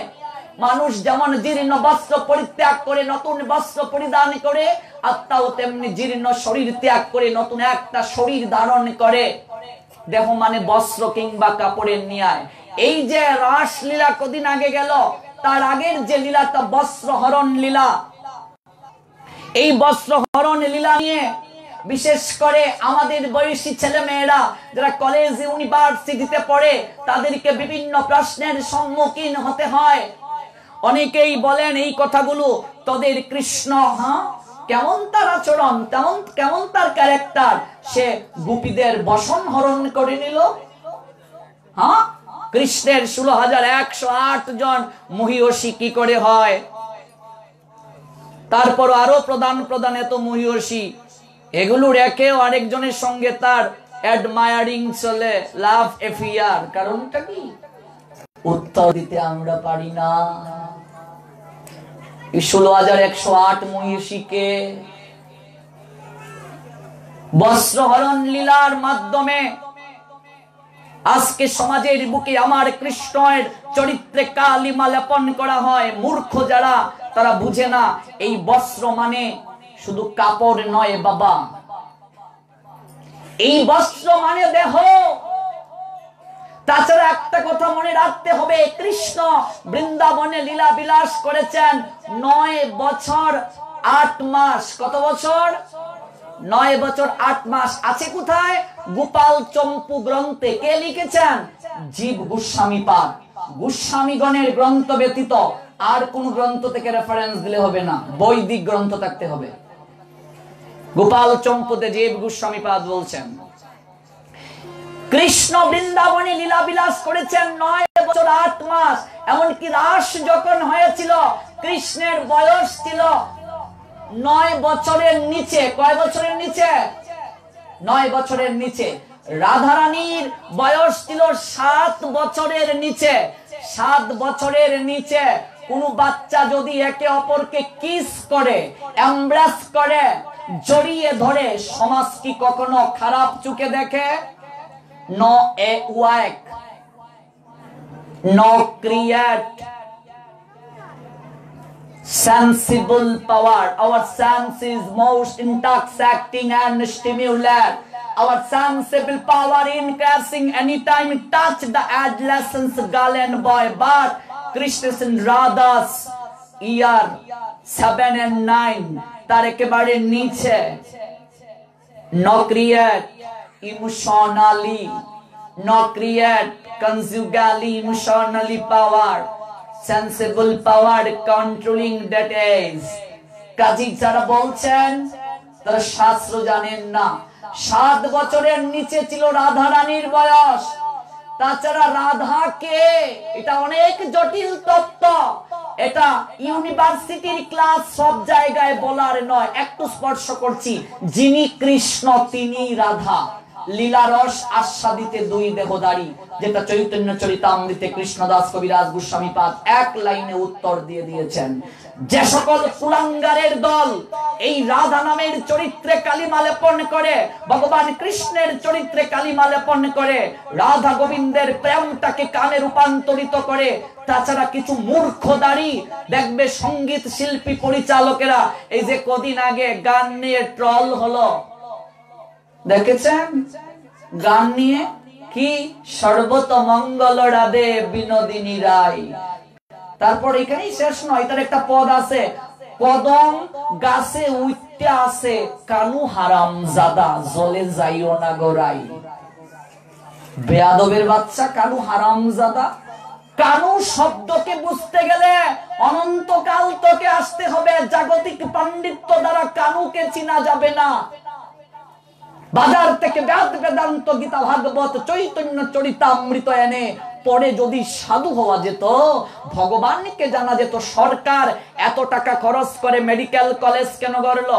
তাহলে তো বাজার থেকে ডাক্তারি শাস্ত্র এনে আপনিও ডাক্তার হতে পারতেন, অপারেশন করতে পারতেন। তাহলে আমাদের এই ব্রহ্ম মাধব গৌড়ীয় সম্প্রদায় এই যে পরম্পরা, শুদ্ধ পরম্পরা, এই পরম্পরার ধারা কেন প্রচলন করা হলো? ভক্তি বিনোদ ঠাকুর, জগন্নাথ দাস বাবাজি, সিদ্ধ বাবা জগন্নাথ দাস বাবাজি মহারাজের চরিত্র দেখুন, তাদের কি দৈন্যতা, তাদের কি পরম্পরা, তাদের আনুগত্যশীলতা। সচ্চিদানন্দ ভক্তি বিনোদ ঠাকুর, জগৎগুরু প্রভুপাদ ভক্তি সিদ্ধান্ত সরস্বতী ঠাকুর, বৈষ্ণব শিরোমণি গৌর কিশোর দাস বাবাজি মহারাজ, এই যে ভাব দ্বারা আনুগত্যশীলতা, তাদেরকে ওভারকাম করে যাওয়া যাবে না। আজকে বিভিন্ন সিরিয়াল গুলোতে, স্টার জলসা, জি বাংলা, কালার্স বাংলা, মূর্খ পরিচালকেরা ব্যবসায় বৃত্তির মনোরথে তারা তাদের নিজস্ব ভাবনায় আমাদের কৃষ্ণ রাধারানীর চরিত্রকে কালিমা লেপন করে ধর্মীয় বিভিন্ন যে সিরিয়াল গুলোকে রচনা করে রাধা গোবিন্দের লীলার নামে যৌন সুরসুরি দিচ্ছে, আর আমরা এগুলোকে ধর্ম বলে ভ্রম করছি। প্রত্যেকটা ঘরে এই সকল সিরিয়াল গুলোকে দেখে রাধা গোবিন্দের চরিত্রে আমরা নেগেটিভ ভাবনা নিয়ে আসছি। অথচ রাধা গোবিন্দের বৃন্দাবনে লীলা বিলাস 9 বছরের নিচে কৃষ্ণের, এমনকি যুগল যে চিত্রপট গুলো তৈরি হয় সেখানেও রাধা গোবিন্দের চিত্রপট গুলোকে অনেক যৌবন বয়সী আঁকা হয়। এটাও কিন্তু একটা অজ্ঞতার পরিচায়ক, মনে রাখতে হবে। গোপাল চম্পু গ্রন্থে জীব গোস্বামী পাদ সেটা ইঙ্গিত প্রদান করেছেন। আর জীব গোস্বামী পাদ সাধারণ কেউ ছিলেন না। একই পরিবারের 3 জন সংসার ছেড়ে চলে আসলেন। রূপ সনাতন জীব, জীব গোস্বামী রূপ সনাতনের ভাইপু, ভাইয়ের ছেলে, অনুপম গোস্বামীর ছেলে। রূপার সনাতন সাধারণ কেউ ছিলেন না। হুসেন শাহের আমলে একজন প্রধানমন্ত্রী আর একজন অর্থমন্ত্রী, যোগ্যতার গুণে প্রধানমন্ত্রী অর্থমন্ত্রী, বর্তমানের মতো নয়। রূপ সনাতন সমস্ত কিছুকে ছেড়ে চলে গেলেন। তার ভাইয়ের ছেলে জীব, অনুপমের ছেলে, সমস্ত কিছুকে ছেড়ে চলে গেলেন। গৌর হরি এবং আচার্যগণ জীব গোস্বামী পাদকে গ্রন্থের দায়িত্ব দিলেন। সমস্ত বৈষ্ণব সমাজ যার কাছে চিরঋণী, সেই জীব গোস্বামী পাদ গোপাল চম্পু গ্রন্থে উল্লেখ করেছেন রাধা গোবিন্দের বয়স কত ছিল রাস লীলায়। আজকে আমরা এই বিষয়গুলোকে নিয়ে ট্রল করছি, এই বিষয়গুলোকে নিয়ে আমরা নানাবিধ গান রচনা করে আনন্দ পাচ্ছি। দুর্ভাগ্য, হিন্দুরা তাদের ভগবানকে নিয়েও যদি ব্যঙ্গ করে, দেবদেবীকে নিয়েও যদি ব্যঙ্গ করে, তারা প্রতিবাদ করতে জানে না। হিন্দুদের মাঝে কম্পন দরকার, বলছিলাম না, একতার বড় অভাব।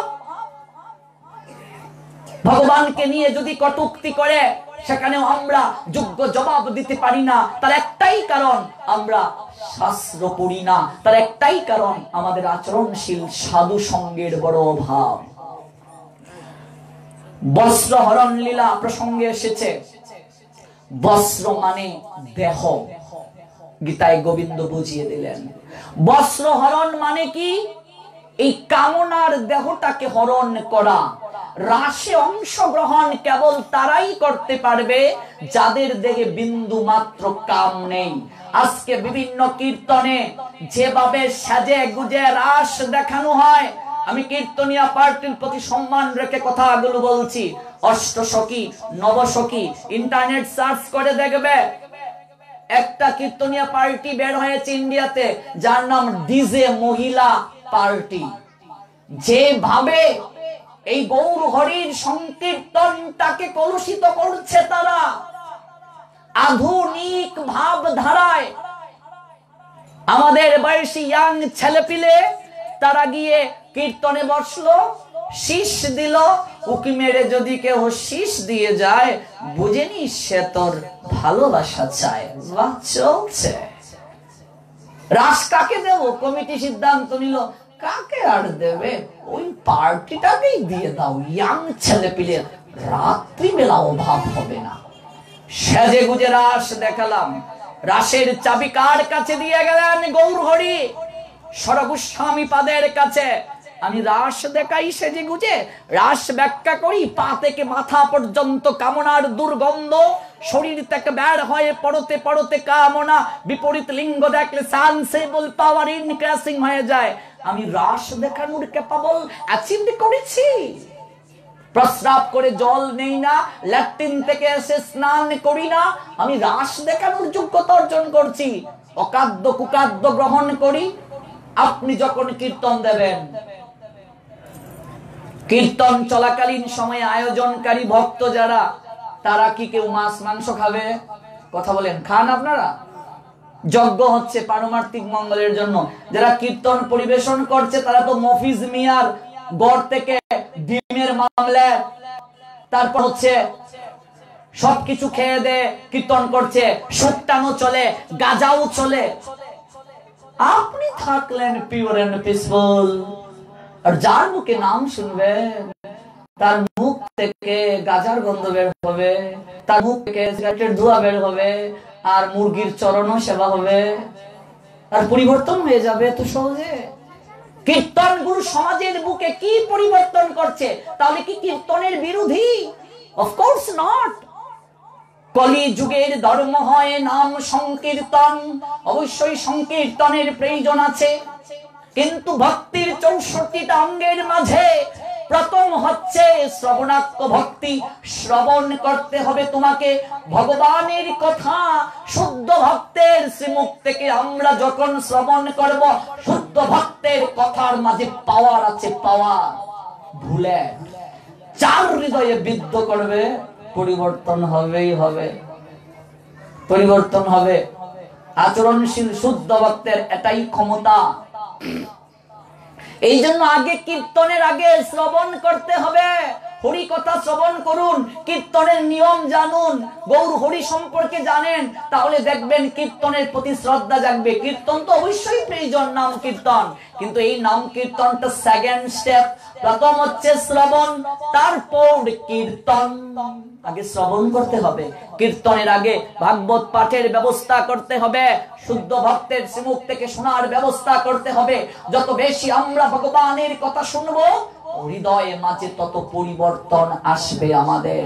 ভগবানের কথাই পারে কেবল আমাদের পরিবর্তন ঘটাতে। গৌর হরির যে 38 শ্লোকের মাঝে এই সনাতন কলি যুগের ধর্মটা দাঁড়িয়ে আছে, তোর মধ্যে প্রথম শিক্ষাটাই গৌর হরির চেত দর্পণ মার্জনম।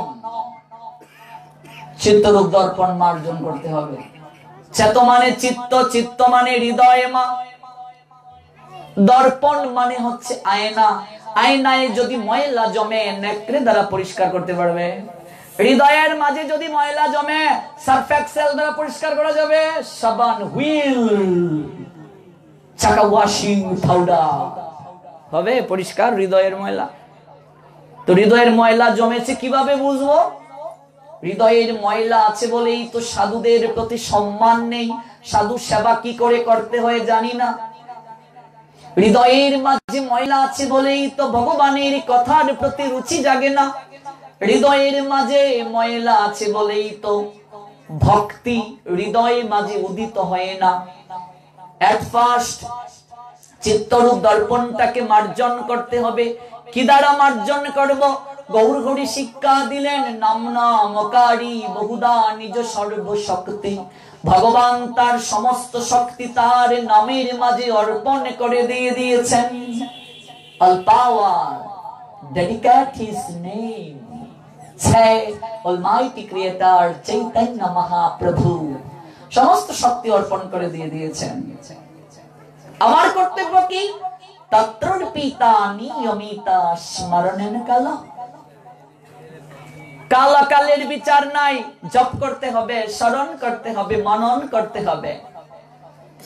এই কথাগুলো জানবো যখন আমরা শুনবো বেশি করে। এই কামনা যতদিন পর্যন্ত হৃদয়ে মাঝে আঁকড়ে থাকবে ততদিন পর্যন্ত রাশে যাওয়ার অধিকার নাই। এই বিষয়টাকে বোঝানোর জন্য ভগবান কামনার বশন। তাহলে গোপীদের মাঝে কামনা ছিল? Of course not. গোপীরা সাধারণ কেউ নয়। ভগবান শিক্ষা দেওয়ার জন্য ওই দেহটাকে, মানে কামনার দেহটাকে হরণ করে সাত্বিকতার বসন পরিয়ে দিলেন রাশে যাওয়ার প্রারম্ভিক প্রস্তুতির জন্য। তাছাড়া ওই যমুনাতে গোপীরা বসন রেখে তারা নগ্ন হয়ে জল ক্রীড়া করেছিল। আমাদের সনাতন শাস্ত্রে আছে কখনো নগ্ন হয়ে স্নান করা যাবে না। এখন তো বাথটব হয়েছে স্নানাগার, নগ্ন হয়ে স্নান করা যাবে না। এই যমলা অর্জুন উদ্ধার লীলা শুনেছেন না ভাগবত থেকে?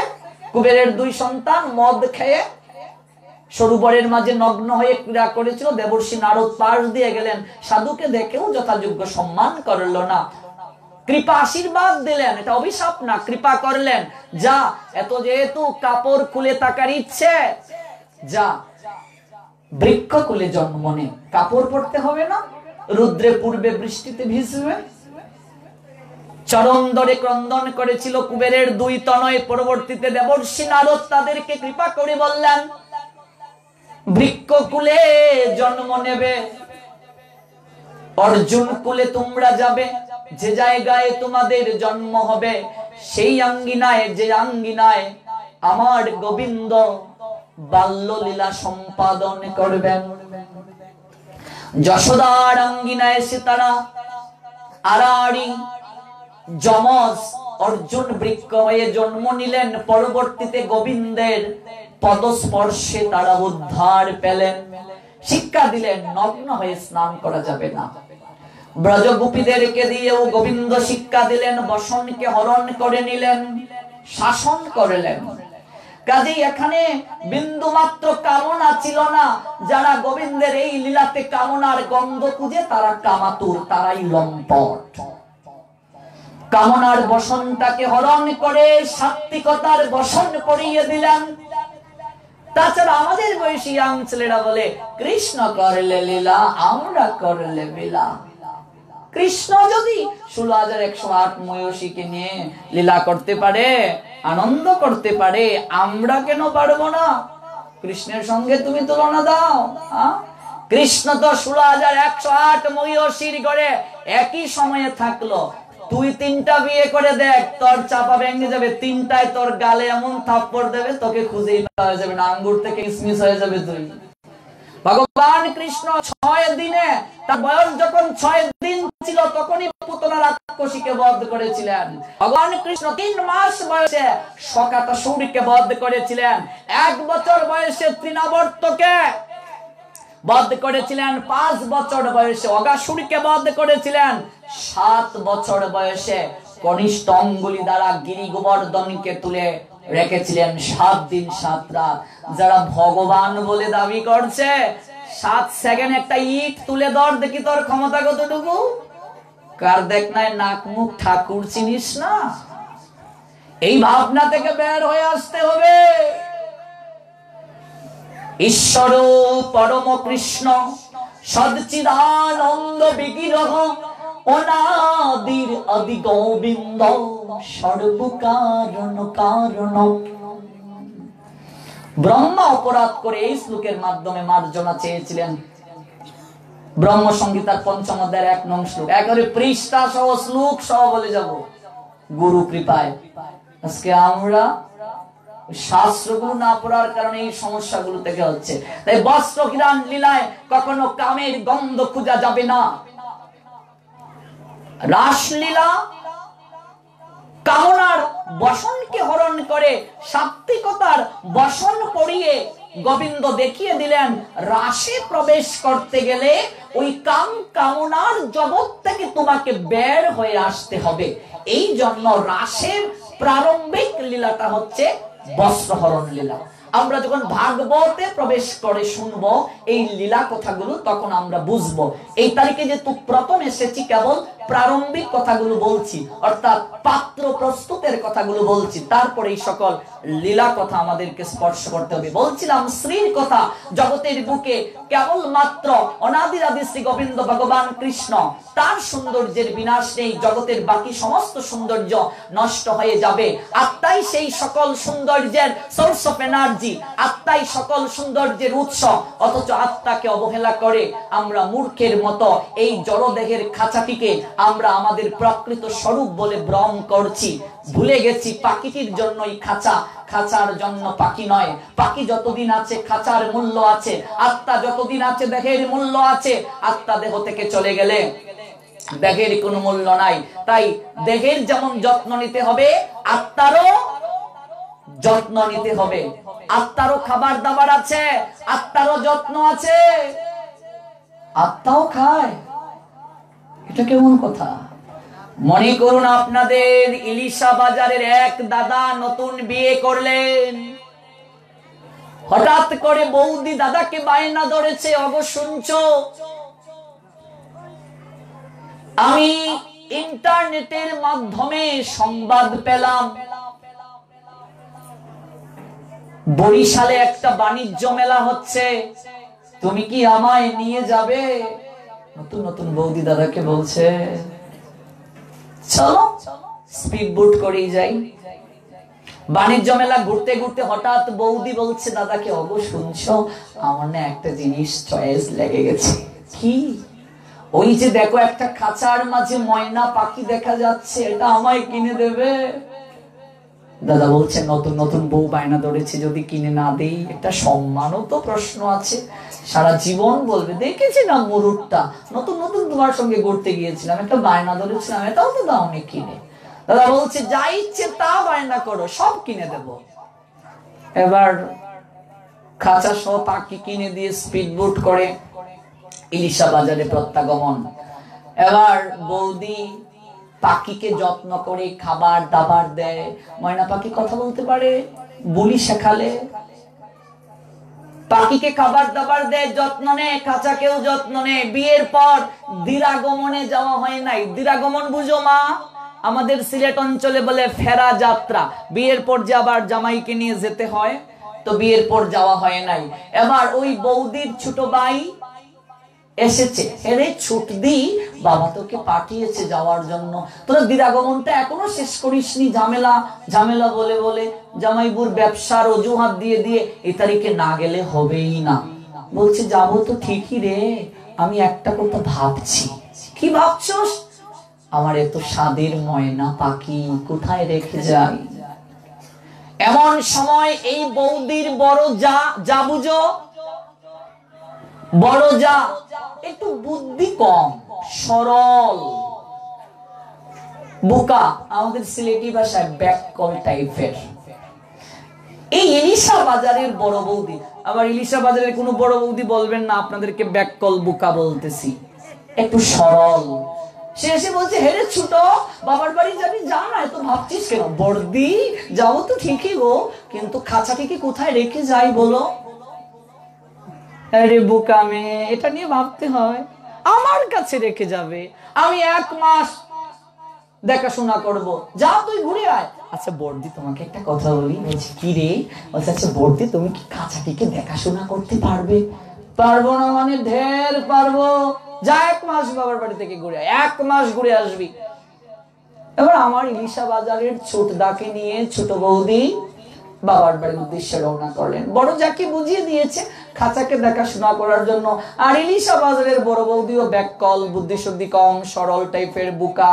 ছোট যা বলে গিয়েছে খাঁচাকে দেখাশোনা করতে, পাখিকে তো খাবার দাবার দেওয়ার কথা বলে নাই। আর আমার বড় বৌদি খালি খাঁচাকে ঘষা মাজা করে, ঘষা মাজা করে, ঘষা মাজা করে, ভেতরে পাখিকে খাবার দাবার কিছুই দেয় না। এক মাস পর কি হবে বলো? হরি হরি বল। এক মাস পর তো বাবার বাড়ি থেকে রওনা দিলেন। আমার ইলিশা বাজারের সুট দা, একটু ইলিশ খেয়ে দে, একেবারে শরীরকে নাদুস নুদুস বানিয়ে শ্বশুর বাড়ি থেকে রওনা দিলেন। ঘাটে এসে নামলো, এদিকে আসছে, এসে দূর থেকে দেখছে কাচারি গড়ের বারান্দায়, ব্যালকনি বুঝো, আমরা বারান্দা বলি, ব্যালকনিতে খাঁচাটা ঝুলানো। প্রতিদিন তো বড় বৌদি খাঁচাকে গোসা মাজা করেছে, গোসা মাজা করতে করতে খাঁচা ঝকবক ঝকবক করছে। ছোট বৌদি বলছে, বাহ বর্দিত বড় কাছের লোক, তাকে একটা থ্যাঙ্কস না দিলেই নয়, দেখো কি সুন্দর খাঁচাকে গোসা মাজা করে রেখেছে। কাছে এসে দেখে খাঁচার ভিতর পাখি নাই। ও বর্দি বর্দি, কিরে ছোট, তোর আকেল বুদ্ধি বলে কিছু নেই? এসে চিৎকার চেঁচামেচি শুরু করে দিয়েছিস, কই নতুন নতুন ফেরা যাত্রা থেকে এসেছিস, কত টাকা দামের শাড়ি এনেছিস দেখাবে, মিষ্টি এনেছিস কিনা? রাখো তোমার শাড়ি, আমার খাঁচার ভিতর পাখি কই? হেরে বোন, তুই তো শুধু বলে গেলে খাঁচাকে দেখাশোনা করতে, আমিও তো এক মাস শুধু খাঁচাকেই দেখাশোনা করলাম। আমি কি জানি খাঁচার ভিতর পাখি, ওকে খাবার দাবার না দিলে ও ধীরে ধীরে মরে যায়। আমরা অনেকে ইলিশা বাজারের বড় বৌদির মতো ব্যাকল, খালি খাঁচাকেই গোসা মাজে, স্যান্ডেল না স্যান্ডেল শোক, রূপচর্চায় আভিজাত্য, ফগ মুখে দিবার সেদা বেদা, চাঁদনি, সানসেল, কন্ডিশনার, সব খাঁচাকে গোসা মাজা। ভেতরে পাখি আছে না আত্মা, ওকে খাবার দাবার কিছুই নেই। এখন জানতে হবে আত্মার খাবার কি। অনেকেই বলে আত্মায় যা টানে তাই খাও, আত্মায় যা টানে তাই খাও। অনেকে আবার বলে, হে রে রমাকান্তর মা, হ্যাঁ আত্মারই কষ্ট দিয়া কি তা ধর্ম করার কথা ভগবান কইসুন নিবা। অনেক গুরুদেব আছে, আত্মায় যা টানে তাই খাও। আত্মায় কি খায়? যা টানে তাই খাও। এবার শাস্ত্রে আছে আত্মার খাবারের কথা, এ নিয়ে মাথা ব্যথা নেই। আত্মায় যা টানে তাই খাও। মনে রাখবে, আত্মায় মাছ মাংস খায় না, নিরামিষ খায় না। তাহলে আত্মার খানি কি? মুন্ডক উপনিষদ নাম শুনেছ? সেই উপনিষদে বলা হয়েছে পরমাত্মা জীবাত্মা একটা গাছে বসা দুটা পাখির ন্যায়। আমি একেবারে সরল ভাষায় বলছি, সংস্কৃত ইংলিশ এগুলো একেবারে কম বলার চেষ্টা করছি, একেবারে সরল ভাষায় বিভিন্ন গল্পের মাধ্যমে বোঝাবার চেষ্টা করছি। আত্মা কয় প্রকার আগে জানতে হবে। পরমাত্মা, জীবাত্মা, আত্মা, আত্মারাম, আত্মা ভূতেশ্বর। আমি এক জায়গায় পাঠে গেছি, গর্ভবতী প্রেগন্যান্ট বৌমা তার শাশুড়িরে কয়, মা আমার না আত্মায় টানতেছে, কষি কষি লাউ পাতা দিয়ে যদি একটু হিদল ভর্তা খাইতে পারতাম। এবার পুয়াতি বউ তার আত্মায় টানতেছে। আমাদের সিলেট অঞ্চলে একটা রীতি আছে, গর্ভবতী মহিলাদেরকে প্রত্যেক পাড়ায় পাড়ায় গড়ে গড়ে নিমন্ত্রণ করে খাওয়াবে। বাহ হরি বল, কি খাবার দাবার! গর্ভবতী হলেই লাভ, এমন খাবার দাবার হয় প্রত্যেক আমাদের অঞ্চলে। এবার আত্মায় টানতেছে, তা কষি কষি লাউ পাতা দিয়ে হিদল ভর্তা খাইতো। শাশুড়ি গিয়ে বলছে শ্বশুরকে, যাও না মাছ খাইতে পারতাম।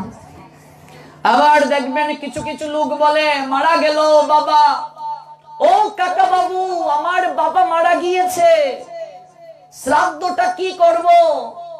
রে শ্যামানন্দ, তোর বাবাই তো দেখছি ইলিশা বাজারের বড় ইলিশ মাছটা আনতো, কি আর করবে? শ্রাদ্ধে মাছেই করে ফেল। ভালো করে যদি বুড়ি বুজন করাতে পারিস, আত্মাকে খাওয়াতে পারিস, তোর বাবা ঢ্যাং ঢ্যাং করে স্বর্গে চলে যাবে। ভুল বলছি? কিন্তু আত্মায় আদৌ খায় কি খায় না এই নিয়ে আমাদের কোনো চিন্তা নেই। আত্মায় কোনো কিছু খাবার গ্রহণ করে না, শাস্ত্র বলছে এগুলো আমরা জানি না। মনে রাখবেন, কলিযুগে 5টা জিনিস নিষিদ্ধ। ব্রহ্ম বৈবর্ত পুরাণ বলছেন, এট ফার্স্ট কলিযুগে অশ্বমেধ যজ্ঞ নিষেধ। অশ্বমেধ যজ্ঞ কলিযুগে করা যাবে না। গুমেদ যজ্ঞ নিষেধ। 3 নম্বর, শ্রাদ্ধে মাছ মাংস নিষেধ কলিযুগে। এটা কোথায় আছে? ব্রহ্ম বৈবর্ত পুরাণে। শ্রাদ্ধে মাছ মাংস করা যাবে না। 4 নম্বর, দেবরের দ্বারা সন্তান উৎপাদন করা যাবে না। এটা কলিযুগে নিষেধ। মহাভারতের যুগে আমরা দেখতে পাই দেবরের দ্বারা সন্তান উৎপাদনের প্রক্রিয়া ছিল। ধৃতরাষ্ট্র বলুন, পাণ্ডু বলুন, বিচিত্রবীর্য বলুন, হ্যাঁ, সবাই ব্যাসদেবের কৃপা প্রসূত। কিন্তু এই কলিযুগে কোন দেবর যদি বৌদির সঙ্গে বিবাহ বন্ধনে আবদ্ধ হয় কিংবা তাদের যদি ঔরসজাত সন্তান হয়, এর চেয়ে আর মহাপাপ হতে পারে না। কিংবা দেবর বৌদির যদি পরকীয়া থাকে, এর চেয়ে মহাপাপ কলিযুগে হতে পারে না। এটা নিষেধ। বড় ভাইয়ের স্ত্রী মাতৃরূপিণী, দেবরের উচিত তাকে মায়ের মতো দেখা।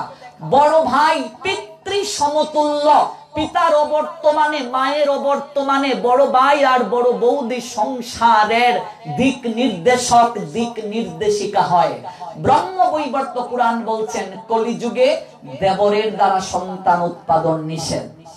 আরেকটা 5 নম্বর, মায়াবাদ সন্ন্যাস কলিযুগে নিষেধ। গৌর হরি যেটাকে নিষেধ করেছেন। মায়াবাদ সন্ন্যাস কি? সংসার ত্যাগ করে আসার পরও সংসারের প্রতি আসক্ত রাখা। তারপর দেখবেন বাবাজি মাইজি এক লগে থাকা, একটার 4টা 5টা মাইজি। এই যে মায়াবাদ সন্ন্যাস, যদি এটাই হতো স্বামী স্ত্রী একসঙ্গে মাথা মুন্ডন করে যদি একসঙ্গে সন্ন্যাস নিয়ে সেবার প্রক্রিয়া থাকতো, আমার গৌর হরি বিষ্ণুপ্রিয়াকে রেখে কেন গিয়েছিলেন? বিষ্ণুপ্রিয়াকে যখন গৌর হরি রেখে গিয়েছিলেন, অনন্তা যৌবনা ছিলেন বিষ্ণুপ্রিয়া, তার বয়স ছিল তখন 16 বছর। একটা 16 বছরের যৌবতী কন্যাকে রেখে গৌর হরি জগতের কল্যাণের জন্য চলে গিয়েছিলেন। সন্ন্যাসের পর আর কখনো বাস্তবে বিষ্ণুপ্রিয়াকে দর্শন দেন নাই। এতটা সহজ বৈষ্ণবতা। অদ্বৈত লীলা নিকেতনে গৌর হরি আসলেন, জগতের সবাই গেল তার সঙ্গে সাক্ষাৎ করতে। সচিমার কাছে সংবাদ পাঠানো হলো। সচিমা বলছেন, প্রিয়া প্রস্তুতি নে, হরে আমার নিমাই ফিরে এসেছে রে। বলা হলো বধূ মাতার যাওয়ার অনুমতি নাই। ভাবতে পারেন শান্তিপুর থেকে নবদ্বীপের দূরত্ব মাত্র কয়েক মাইল। এই জায়গায় গৌর এসেছেন, তার সহধর্মিণী বিষ্ণুপ্রিয়া, ওই জায়গা থেকে যাওয়ার অনুমতি নাই। ভাবা যায় একমাত্র নারী যাকে মহাতপস্বিনী বলেছে, এই সমস্ত বৈষ্ণব সমাজ, সমগ্র জগৎ একজনের কাছে চিরঋণী আমরা। তিনি হলেন জগৎ মাতা বিষ্ণুপ্রিয়া দেবী। জয় জয় শ্রী রাধে। আজকে তার কারণে এই বিগ্রহ সেবার অনুমতি পেয়েছি আমরা। আজ তার কারণে এই সনাতন সমাজ অমূল্য রত্ন পেল, উদ্ধারের প্রক্রিয়া পেল। এই জগৎ মাতা বিষ্ণুপ্রিয়ার কারণে। এই বিষ্ণুপ্রিয়ার গৌর হরির বিরহে যে ভজন প্রক্রিয়া, তা সাধন করলে বুঝতে পারবো বৈষ্ণবতা কি, সন্ন্যাস কি। এই যে মায়াবাদ সন্ন্যাস, এটা কলিযুগে নিষেধ। এই 5টা জিনিস কলিযুগের মানুষকে মানতে হবে। তন্মধ্যে 3 নম্বর, শ্রাদ্ধে মাছ মাংস নিষেধ। শ্রাদ্ধে মাছ নিষেধ, আমিষ নিষেধ। এটা ভাগবতেও দেবর্ষি নারদ যুধিষ্ঠিরকে বলে দিয়েছেন, শ্রাদ্ধে আমিষাং নিষিদ্ধ। গরুর পুরাণ তথা বিভিন্ন পুরাণেও সেটা উল্লেখ আছে। শ্রাদ্ধে যদি মাছ করা হয়, শ্রাদ্ধ কত প্রকার? 12 প্রকার। কোত্থেকে আসলো শ্রাদ্ধ? শ্রদ্ধা যুগ অন প্রত্যয় যুগে শ্রাদ্ধ শব্দটি এসেছে। শ্রাদ্ধের উৎপত্তি কে করেছেন? দত্তাত্রেয় মুনির পুত্র নিমি। কোত্থেকে আসলো? এগুলো ধারাবাহিক ভাবে শুনলে বুঝতে পারবো কতটা কুসংস্কারে আমরা এখনো পড়ে আছি। আমার বাবা কাকা যেটা অনেক আছেন, অনেকেই হয়তো জেনে আপনারা থাকবেন কিংবা আছেন, এক সময় শ্রাদ্ধে দই চিরা দেয়া হতো। হতো কি? শুনেছেন? তাহলে হঠাৎ করে এটা কিভাবে আসলো? ব্রহ্মবৈবর্ত পুরাণে স্পষ্ট লেখা আছে, এটা করা যাবে না। একবার ভেবে দেখুন, কেউ মারা গেল, যদিও 10 দিন গিয়ে 11 দিনে প্রত্যেকের শ্রাদ্ধের কথা, সেই বিষয়ে আমরা আজকে যাচ্ছি না। আপনি এই কয়টা দিন ব্রহ্মচর্য ব্রত পালন করলেন, প্রস্রাব করে জল নিলেন, শৌচ কার্য মল ত্যাগ করে স্নান করলেন, মৃত্তিকায় শয়ন করলেন, ফলমূল খেলেন, কিংবা হবি শূন্য পেলেন। এবার একবার ভেবে দেখুন তো, এরকম সদাচার জীবন পালন করে রুচিটা কি করে আসে? মাছের বিষয়টা, ধর্ম তো পড়ে, বিবেক কি বলে? অনেকে আবার মাছের শ্রাদ্ধে গিয়ে আগরবাতি দিয়ে এরকম দেখায়, আপনারা 10 জন, আপনারা আশীর্বাদ করবে আমার বাবা যেন স্বর্গে যাইতে পারে। কথায় কষ্ট নিয়েন না, এই কথার ওজন একটু বেশি। সত্যি কথা একটু তীক্ষ্ণ হয়। সাধু কারো মনোরঞ্জনের জন্য কথা বলবে না, সাধু শাস্ত্রের কথাগুলোকে বলে যাবে। গ্রহণ যদি করি আমার মঙ্গল হবে, গ্রহণ যদি না করি আমার অমঙ্গল হবে। ধর্ম তো সাক্ষাৎ ভগবত প্রণীতম, ধর্ম ভগবানের আইন। If you violate a rule of regulation, omnipotent maker Krishna of course punishment and situation anytime. ভগবানের আইনকে লঙ্ঘন করলে আমাকে আপনাকে শাস্তি পেতে হবে। আমিও যদি অশাস্ত্রীয় কথা বলে যাই, আমাকেও শাস্তি পেতে হবে। শ্রাদ্ধে যদি মাছ করা হয়, এটাকে তামসিকতা বলা হয়েছে। মাছের শ্রাদ্ধে যদি কেউ গিয়ে গ্রহণ করে, তার দেহের 33টা গুণ নষ্ট হয়ে যায়। কয়টা গুণ? 33 quality consumed if you receive food, নষ্ট হয়ে যাবে।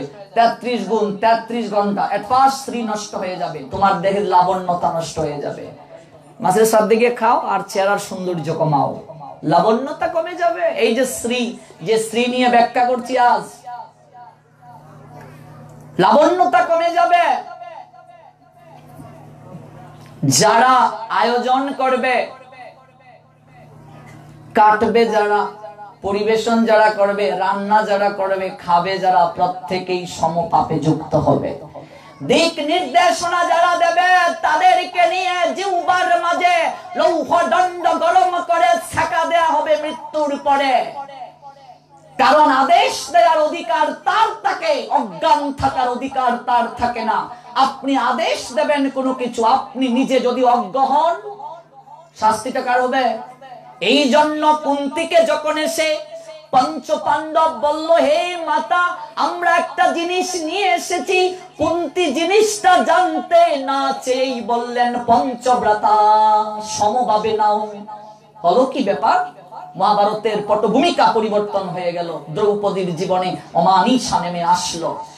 যুধিষ্ঠির বলেছিলেন, মা, আদেশ দেওয়ার অধিকার যার থাকে, অজ্ঞান থাকার অধিকার তার থাকে না। অজ্ঞ ব্যক্তি আদেশ দেওয়ার অধিকারী নয়, যে পথ দেখায় সে তাকে সবচেয়ে গিয়ে। আপনাদের চরণে আমি বিনীতভাবে বলে যাচ্ছি, বাবা, শ্রাদ্ধে মাস করিও না, করিও না বাবা। এর চেয়ে পাপ আর কলিযুগে হতে পারে না। এগুলো বিস্তারিত আমরা শুনবো। এই গৌর হরি, তার মতো পরম দয়াল আর কেউ নেই এই যুগে। আমার গৌর হরি যেখানে লতা গুল্ম থেকে শুরু করে সবাইকে প্রেম ধনে ধনী করার প্রয়াসী হলেন, এই যুগেও যদি আমরা এহেন কুসংস্কারে পড়ে থাকি, এর চেয়ে আর দুঃখজনক কিছু হতে পারে না। বাকি গুণগুলো আগামীকাল আলোচনা হবে। শ্রী শব্দটা নিয়ে সংক্ষেপ ভাবে আমরা শুনলাম। বাকি ম, ধ, ভ, গ, ব, দ, গ, দীর্ঘিকার, তয়াকার, এই প্রত্যেকটা বর্ণ আমরা আলোচনা করব। আর প্রথম দিন যে প্রশ্নগুলোর কথা বলছিলাম, অনেকেই ভাবছেন উত্তরগুলো তো পাচ্ছি না। আরো 2 দিন আছে, ধারাবাহিক ভাবে সমগ্র প্রশ্নের উত্তর পাবেন। নিরাশ হওয়ার কিছু নাই। বাকি সমস্ত কিছু জানতে গেলে আরো 2 দিন আমাদের সঙ্গে থাকতে হবে। অপ্রাকৃত কথায় মনোনিবেশ ঘটাতে হবে। যারা এখনো আসেনি তাদের কাছে প্রচার করতে হবে। অবশ্যই আমরা 15 মিনিট সময় নৃত্যে অংশগ্রহণ করে যাব। যাদের অনেক তারা তো যাবেনি প্রসাদ পেয়ে। অবশ্যই 5 মিনিট হরিনাম হবে, এর ভিতরে আপনার বেশাসনকে প্রণাম দেবেন, তারপর 10 মিনিটের মতো নৃত্যে অংশগ্রহণ করবেন, মাতাজিরা আলাদা বাবাজিরা আলাদা, তারপর প্রসাদ নিয়ে যাবেন। আজকে আপনাদের প্রত্যেককে এই অপ্রাকৃত কথা শ্রবণে মনোযোগ সহকারে উপবেশিত হওয়ার কারণে পুনঃ পুনঃ কৃতজ্ঞতা জ্ঞাপন করছি। আয়োজনকারী ভক্তবৃন্দের চরণে দণ্ডবোধ প্রণাম নিবেদন করছি। এত সুন্দর একটা অনুষ্ঠানের আয়োজন করার কারণে এই আয়োজনকারী ভক্তদের মাধ্যমে আমরা এই অপ্রাকৃত কথা শ্রবণ মনন তথা স্মরণের সৌভাগ্য লাভ করেছি। জয় গৌর, জয় নিতাই, জয় শ্রী রাধে। সম্পাদ পরের কীর্তনটি করো।